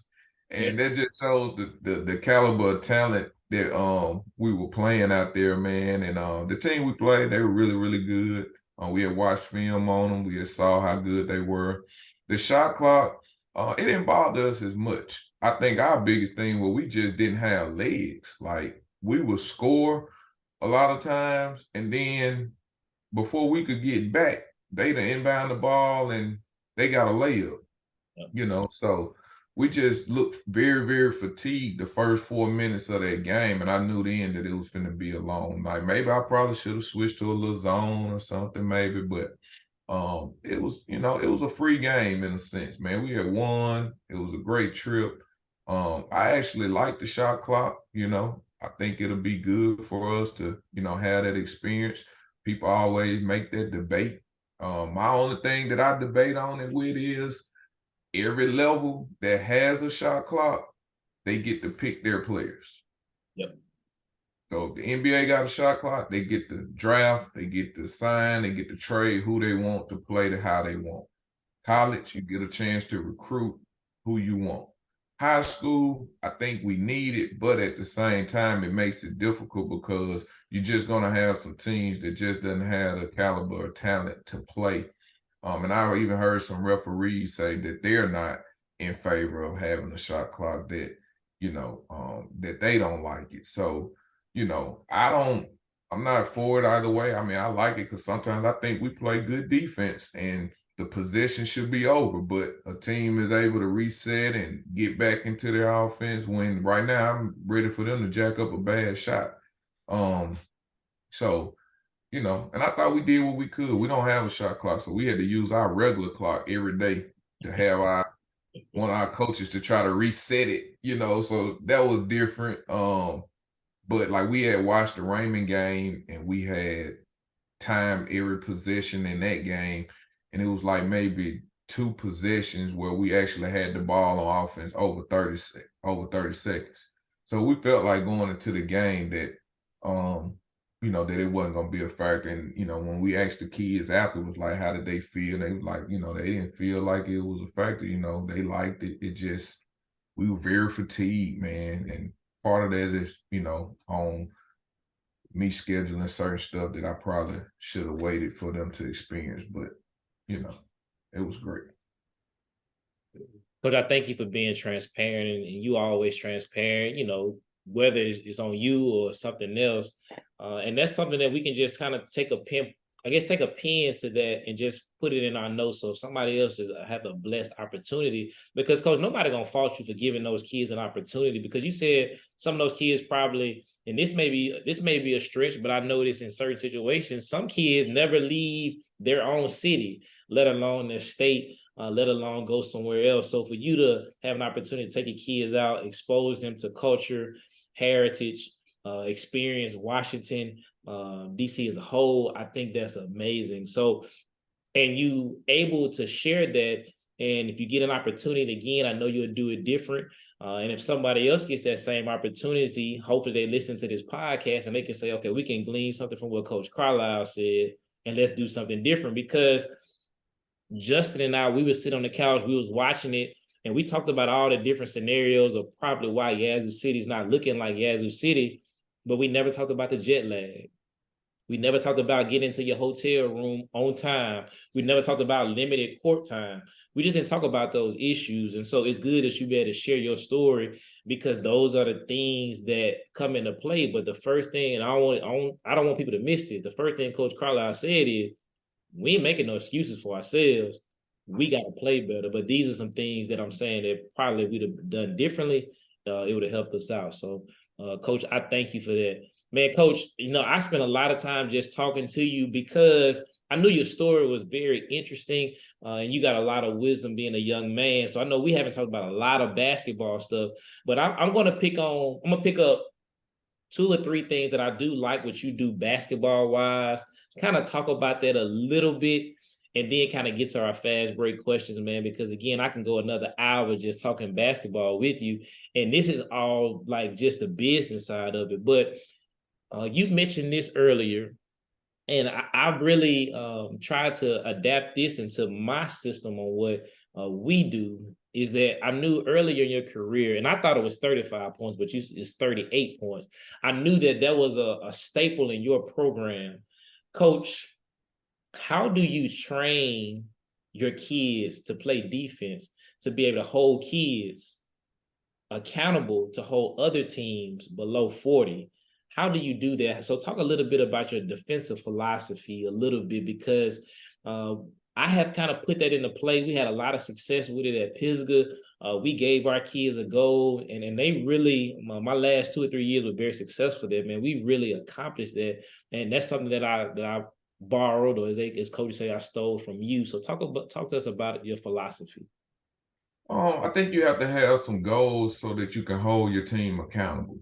Yeah. I can't even remember exactly how it started. I know it did at Velma, where we just kind of start preaching 38 or less.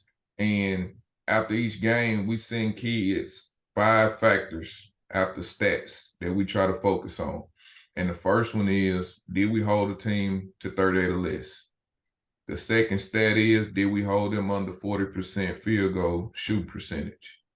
The third one is, did we out-rebound them? The fourth one is points in the paint. Did we outscore them with points in the paint? And then the last one is, turnovers.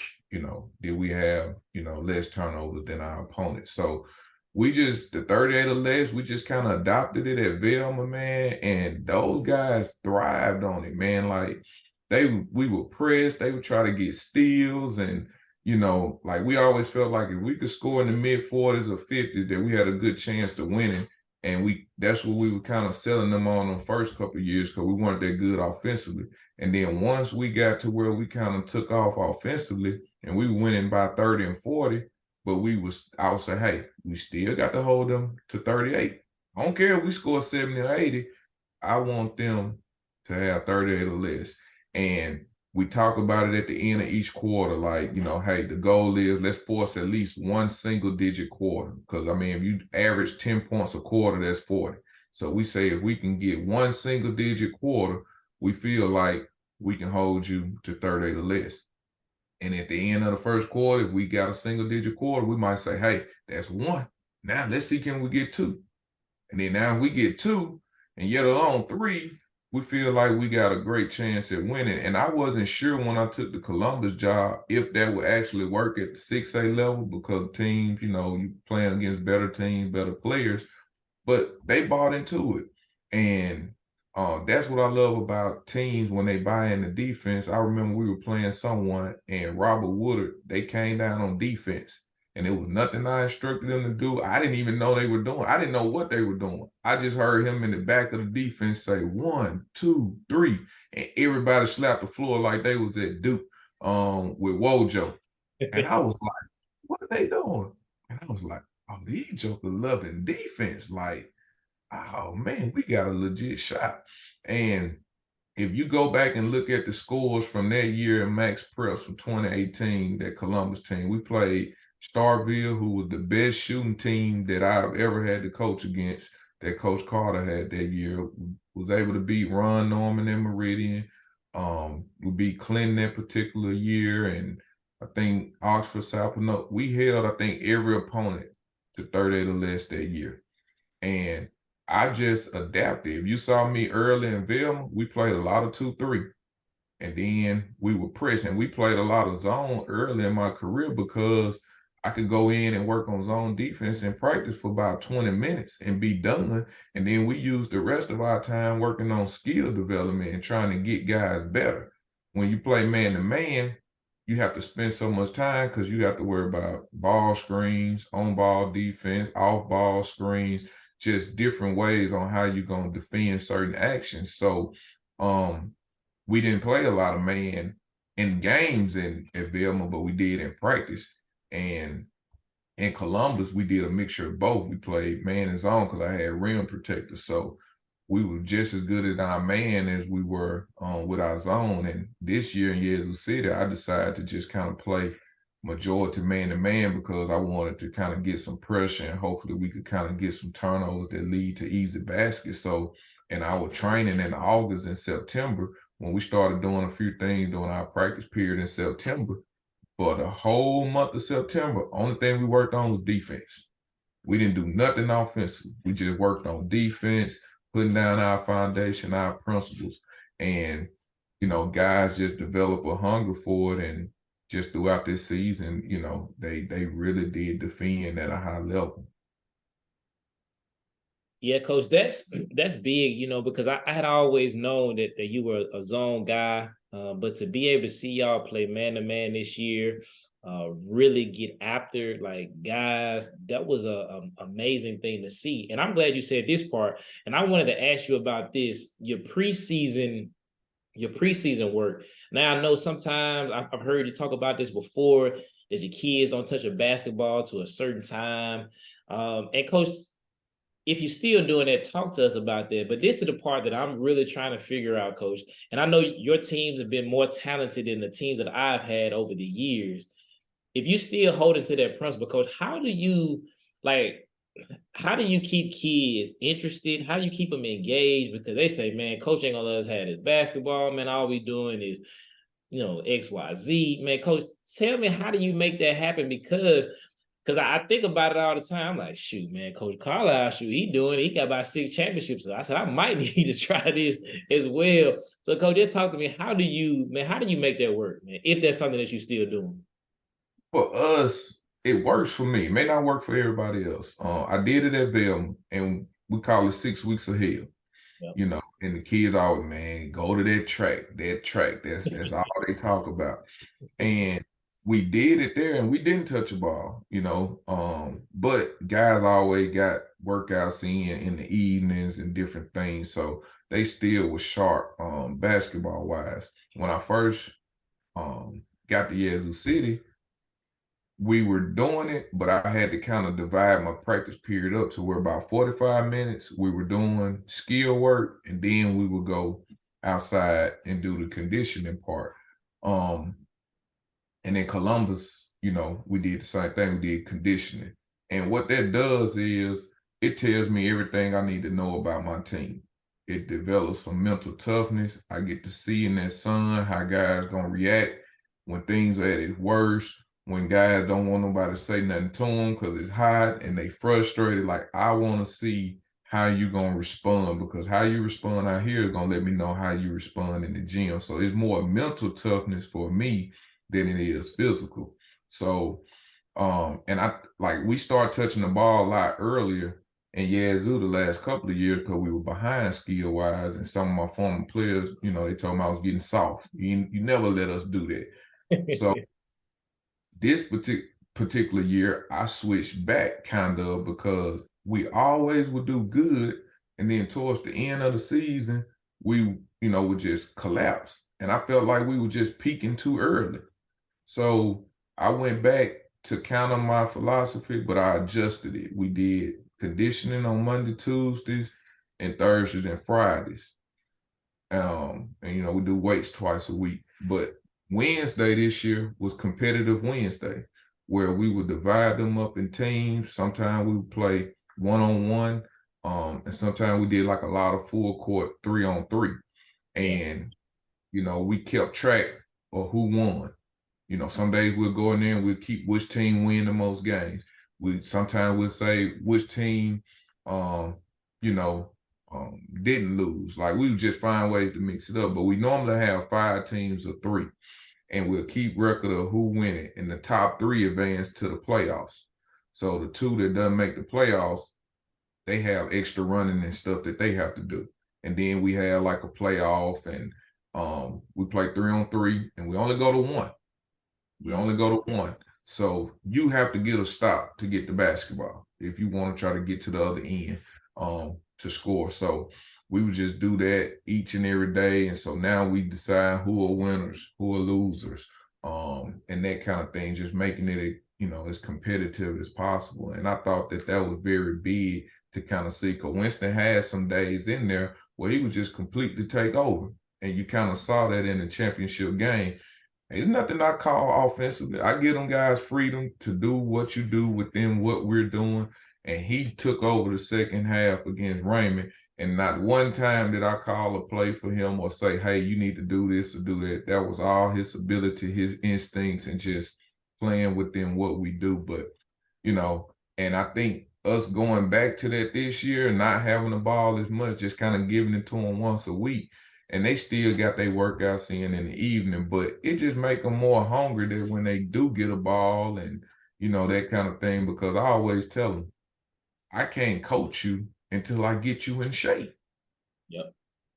Because soon as we go in there, you're going to get tired, and now and I can't run a 2-hour practice like that. I got to have you in shape, because when we mess up or we do stuff wrong, we get on this line, we got to be able to run, knock this running out, and then be able to get back to what we're doing. I can't have you not making your time out of shape. So I just focus on getting them in shape first, tearing their bodies down and building them back up stronger to try to help reduce injuries and for their body to last through the course of the season. And I just think that kind of holding it this year from them, I just think we didn't peak out too early like we have in the past. Man, Coach, I like that, man. Again, that kind of give me a little bit of comfort with it, because I was like, because I was in my gym with my guys, I'm like, man, I don't know how my guy, Coach Carlisle, can do that. But what I hear you saying, and also shows your growth and development, is that you have to adjust what you do to the kids that you have. And, certain things going to work, some things are not going to work. Some things you got to tweak, some things you got to add to it. So that helps me out a little bit, because I know a lot of people sometimes are getting away from kids playing 5-on-5, because a lot of times our kids don't know how to play 5-on-5 because they don't just do it. But I don't think you have. I think you don't take it all away. But I think if you got to teach them how to play 5-on-5, because I know we grew up, that's all we did was play 5-on-5. A lot of these kids, they play half court, or they got a trainer, they don't do much 5-on-5. So I think you have to adjust to the team that you have in the situation that's going on in your gym. Coach, I like that, man. You helping me out, Coach. Again, I got a lot more questions, man, but I'm going to save it for another day, man. I'm going to jump to my fast break questions. Obviously, for those who are maybe new to the podcast, our fast break questions are questions that we throw out at our coaches that are sometimes basketball questions, sometimes it's not basketball questions, but it's just to add a little bit of fun to the show, add more conversation before we wrap up with it. So, Coach, I'm going to go ahead. I'm going to go first, man. I'm going to change it up a little bit. I'm going to go with the most popular question that we have, knowing you and knowing some of your favorite players. I know this one guy going to be on your list. But, Coach, I want to hear your all-time NBA starting 5, man. That's been our most popular question. So I want to hear what Coach Carlisle got. And I know our listeners and fans of Coach Carlisle want to hear, what is Coach Carlisle's NBA starting 5 of all time? Oh, man. I got to go with Mike. That's a no-brainer. I got to go with Mike. And the reason I can't go with Kobe is because Kobe copied his game, in my opinion, exactly like Mike. So, which he was great. And if you're going to copy somebody, copy the right person. So I'm going to go with Mike. I got to go with LeBron. I got to go with the Diesel, dominant around the paint. I gotta go Jordan, LeBron, Shaq. I'm gonna go. I'm gonna go Steph. Steph don't defend, but I just feel like with the attention that LeBron gonna attract and the attention that Jordan, Steph just sitting out there getting wide open shots, man. I just think that'll just make it hard for people to guard. So I go with Steph at the point, Mike at the 2, Shaq at the 5. Um, and then I think I'm gonna probably go with KD at the 3 and LeBron at the 4. Oh, that's a good lineup, man. I know you've been listening to the podcast. MJ is on everybody's list. And I've been saying this, and I know a lot of people don't like it. Kobe doesn't make a lot of people's list, man. Now, we all respect Kobe. And I was talking to somebody else today. We were talking about just the greatest of all time. Kobe just don't make a lot of people listen. It's not any shade to him. It's just when you got to pick players and situations, it's just kind of left out in the dark sometimes. Even with this, though, because I've been noticing this too. Steph makes that list a lot more than Magic does, and I don't know if I'm having more younger guys on the younger ladies on the show, or Steph is really becoming that guy over Magic. You gotta love KD, Shaq, and LeBron. I know you're a LeBron guy, coach, and again, I say this because when you had this conversation about who's the best player, people always try to trash one guy to raise their guy up. And I like what KD said. KD said, you ain't got to throw trash on my guy to build me up. So, Coach, I'm going to throw the question out. I think I know your answer, but it may surprise me. Tell me who's your GOAT, but tell me why you think that person is the GOAT without bashing the other guy. I still think it's to be determined, and I want to wait till LeBron's career is over to see if he's able to get one more at least or so. But I grew up, I'm a Mike guy, and I'm a competitor. So just Mike going to the finals 6-0, I think that's very big. Like, and that's what in coaching, like, I'd be like, man, I don't want to lose one. Like, and I think that was big of him winning because it would stop Barkley from winning. Dominique didn't get a chance to win. Stockton and Malone, like these are guys that are great players that are, make, lists and everything that didn't get a chance to win during the era when Mike was winning. So, and I think LeBron, like I said, it was something that was beyond his control. He probably should have lost maybe before getting to the final so that it wouldn't hurt his record because he didn't really have a team with some of those Cavalier teams early, and then they had some injuries and whatnot. But, me, I love the Jordan mentality, man. When the documentary, him looking at the iPad, laughing at, like, him and Kobe mentality, man, like, that's more so me. I'm quiet and I'm low key, a lot of times, but inside that competitive spirit, man, I'm more like Mike. So, I want to keep. We can be friends, but like I want to win, man. I want to, I'm gonna go with Mike. Yeah, I definitely thought you were gonna say LeBron, Coach. I know LeBron is a fan favorite of yours, man. I really thought you were gonna say LeBron. And man, I'm torn in between the two, man. I'm an MJ guy. MJ is still my number one.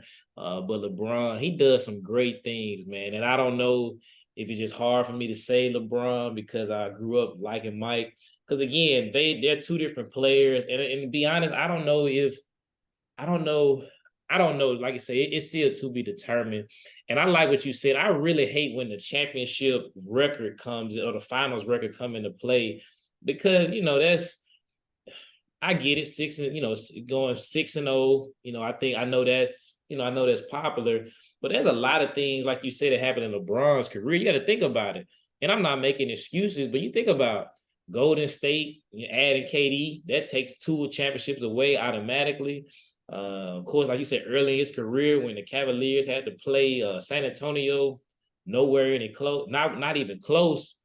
And then his last year in Miami when they played San Antonio, I don't know if people remember this, but remember LeBron was killing game 1. I think the air goes out or something like that. LeBron catches a cramp. They lose game 1.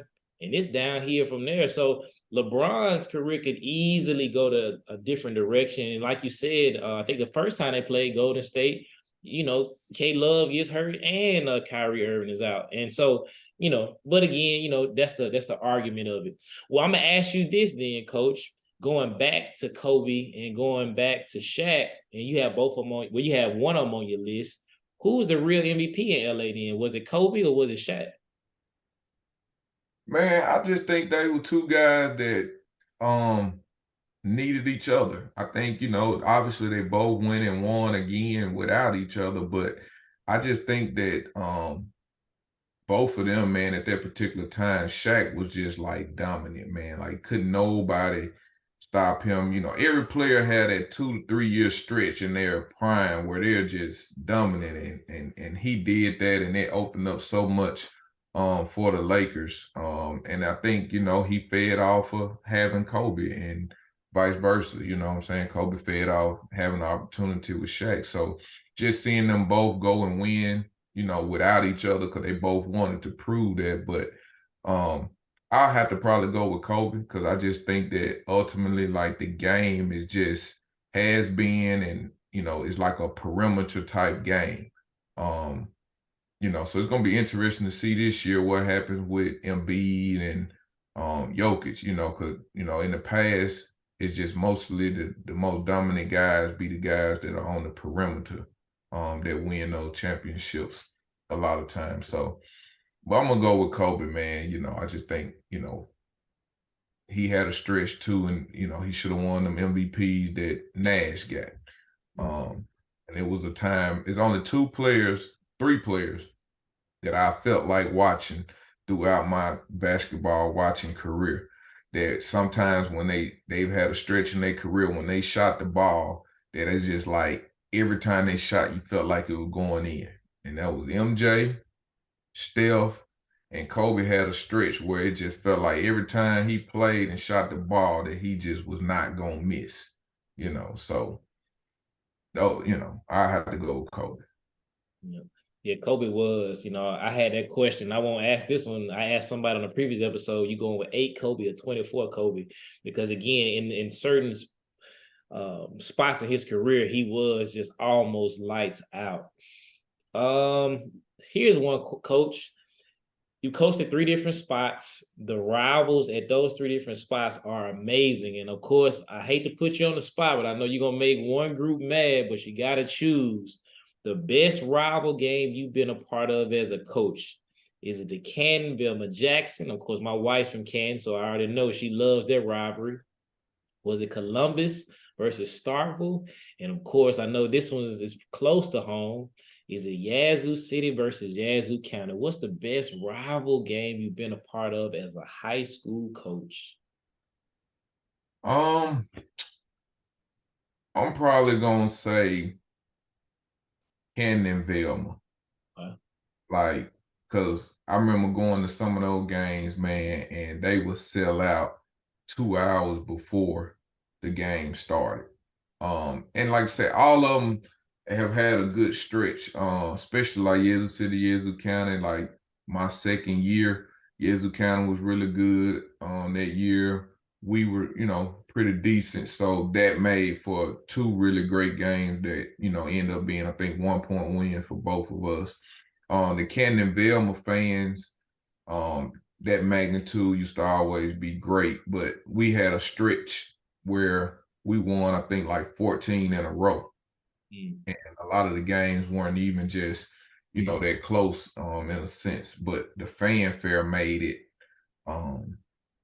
great. So I would say them, and my second year in Yazoo, the Yazoo and Yazoo County game, man, those were off the chain. Yeah, is that the year? Is that the year when they hit the buzzer beater? I saw somebody was recording the game. I think I saw somebody posted it. I think it was at Yazoo County. Did y'all win that one at Yazoo County at the buzzer? Was that On both at the buzzer. over the buzzer? Okay. Yeah, we won both at the buzzer, man. So, and we weren't supposed to beat them. So that what made it, you know, that what made it great. When it's a rivalry and the team they're probably not supposed to win. When we was at Velma, once we were kind of good and Cannon was good, but we always won up until that last meeting. So yeah, that Yazoo City, Yazoo County game, over 2 classics. Okay. Coach, you coach a lot of talented guys, and again, don't nobody get mad at Coach, but I'm gonna ask him, out of all the guys he coached, you got to give me a starting 5 of all the guys you coach. And again, like you said, I think you said the 2015 was an amazing team in and of itself. So again, give Coach some grace on this one, man, because he can't choose but 5.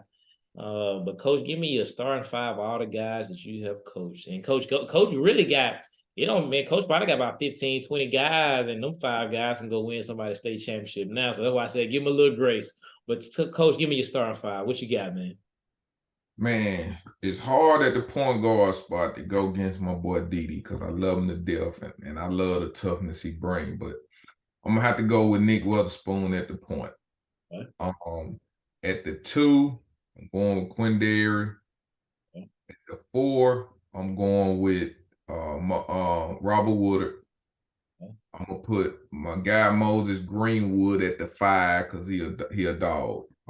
Does dirty work, and I'm gonna add a Yazoo City kid in there as the 3. I'm gonna add Tamarian Hoover Spank, where he could play a role of knocking down shots with some guys that,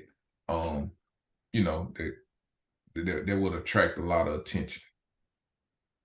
So looking at that lineup, man, I'm looking at those guys are all similar. So I kind of see your mindset, and they kind of tie around your defensive philosophy. When you got Nick Weatherspoon, you got Q, you got Hoover, you got Robert, and you got Greenwood. Defensive guys, long, tall, athletic, and can make plays. And Coach, again, you got a lot of good guys that, man, you can still create another lineup that can go against some guys, and you can flip a coin who wins that. That's a tough one, man.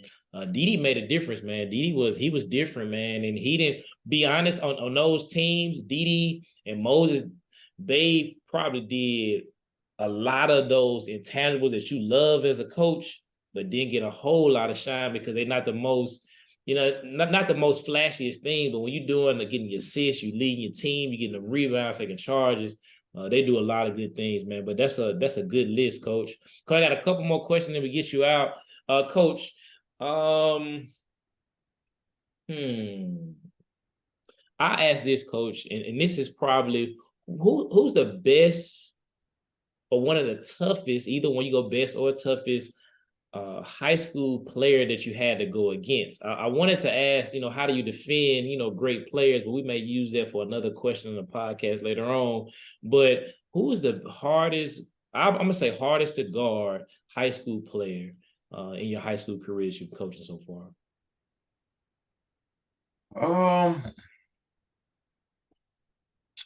I'll probably say Malik Newman was pretty tough.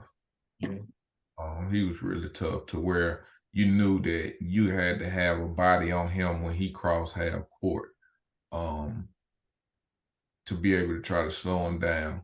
And then, when you're that caliber player, you're going to get a chance to get to the foul line a lot. So just trying to be able to guard him and that matchup that we had and that season, man, I think he's definitely one of the toughest guys where we had to try to prepare for. Okay. All right, Coach, man, I'm gonna end right there, man, because it's been a great interview, Coach. This is obviously for those who may be new to the podcast. This is the conclusion. We call it the last shot. In this segment, we allow Coach or any of our guests to come on and just kind of close the show, say anything, end it how they want, share anything, put a spotlight on something. There's no time limit. So, Coach Carlisle, take the final shot. I want to thank you for having me on. I really enjoyed it. Like I said, I feel like we can talk even longer. So hopefully you'll invite me back. I want to shout out my coaches, Coach Charles Gates. He helps me out a lot, does a lot. Vernon Morris, we call him the director of operation because he does everything. No matter what we ask him to do, he does it. And Richard Bass, he came on this year and helped me out. And like I said, when I try to get guys to help me, I don't care how much basketball, the first thing that I look at is, can I vibe with you? That's my number one thing. Like, because we're gonna spend so much time together, we're gonna be talking, we're gonna be texting, we're gonna be around each other so much. I don't care about the basketball part. I just want to know, like, can we be around each other? Can we talk? Can we bounce ideas off each other and be able to get along? And those three guys were very great this year and very instrumental in the run that we made. And I want to shout my team out. I think that they did a great job overcoming a lot of adversity and things that were placed in their ways, multiple challenges and everything. So I'm proud of those guys, man, and how they handled everything and the success that they've done. And, I just shout out all the coaches, man. We're all out. We're all doing the same thing. Like you always say, we can be competitive and we can still all get along because, ultimately we're just trying to push the game. We're trying to influence these young kids in their lives and, help them in the things that they doing. So, but I am a competitor. So I'm listening to everybody when y'all name your coaches and what 5 coaches that you want to coach with, and you're leaving me out. I'm making mental notes. But nah, man. But it's all fun, man. Like I said, me and Tadlock, he's a great guy, great coach, man. Gonna be on the next level very soon. Me and him, great friends. Coach Davidson, Coach Fletcher. Like, it's a lot of coaches that I talk to, and we compete and go against each other. And when it's over with, we still talk, have fun, hang out, have conversations, and that's what it's about, man. I have a lot of respect for a lot of coaches that are doing things and doing it the right way. And coach, that's good to hear, man. I was gonna ask you that question, man, but we short for time, man. Because I was gonna ask you who are your all-time coaching staff. Hey, if you want to answer that question, you can, man. Or if you want to just let it stay there, we can leave that too, though. But It be the Mississippi. They be leaving me out. They be leaving me out. They be leaving me out. Hey, look, we be looking for any edge that we can get. My players will tell you, I'm gonna stroll Instagram, Twitter, I'm gonna find anything a player say, I'm gonna post it on their locker, I'm gonna whatever I can to find an edge to just get that competitive edge to try to make sure we focus to try to win. And when the all-time, I'll be like, okay, but when you say the Mississippi, now look, some of y'all keep leaving me out, man. Y'all keep leaving me out. So I just make mental notes of who leave me out, and I make mental notes of who they like to be with. So hopefully when we meet, we could be on the good end. And that's, it's all in fun though, man. That's what it should be about. Nah, man, I like that, coach, man. Coach, man, it's been a pleasure, man. As I kind of just close it, I know you took your final shot. Again, I've been saying this probably the last few episodes, but again, I know a lot of people come out, a lot of people gonna watch this who support Coach Carlisle. And one thing that I've been saying, and Coach Carlisle mentioned it, and of course, he got some great people in his life who helping him in this area. But man, donate to your local high school, man. Reach out to your high school coaches, reach out to your junior high coaches, and even, man, on the college level, they need resources as well. And see what you can do to help them, man, because we're all trying to, as the summer is coming up, we're trying to send our kids to, college camps. We're trying to send them to different exposure camps. As they say, the top 75, when they invite kids to special workouts, coach kids might need Gatorade, and trying to implement, health and nutrition. So again, man, donate to your local high school. It makes a difference, and I guarantee these coaches gonna use it for good, man, because that makes a difference. So we all want to make a difference in the world, and so we just using this platform to say, hey, man, support Yazoo City. Support Coach Carlisle, put your money where your mouth is, and really support what they got going on, and just be a benefit. Now, I ain't say he need help coaching. He don't need you coaching from the stands. He don't need you coming in practice. But again, find a way to be able to support him and what he got going on, because he's going to do good. And again, I'm not getting paid to say any of these things. But again, for those who may be questioning, can Coach Carlisle do it on the next level? I think you have to look at his resume. I think you have to look at his heart. I think you have to look at his relationship with his kids. I think you have to look at the talent he has coached. I think you have to look at the environments he has been in. And when you look at that list, and no knock to anybody else, I said this similar with Coach Tadlock, I'm saying it with Coach Carlisle, he checks those boxes. So again, when you're looking for a coach who's going to move to the next level, who's hungry to be at that next level, who's preparing himself for that next level, and Coach said it as well on his social media, he's happy where he is. But I believe this guy is a guy you want to look at. So again, if you're watching this, you're a college program, really look at Coach Carlisle. Don't take my word for it. Listen to the podcast, but also just look at the work that the man has done. So again, that's my 2 cents, as my boy B Howard says on his little Instagram, man. But again, as I always say before we end the show, be nice and be kind. And we will definitely see you on the next episode.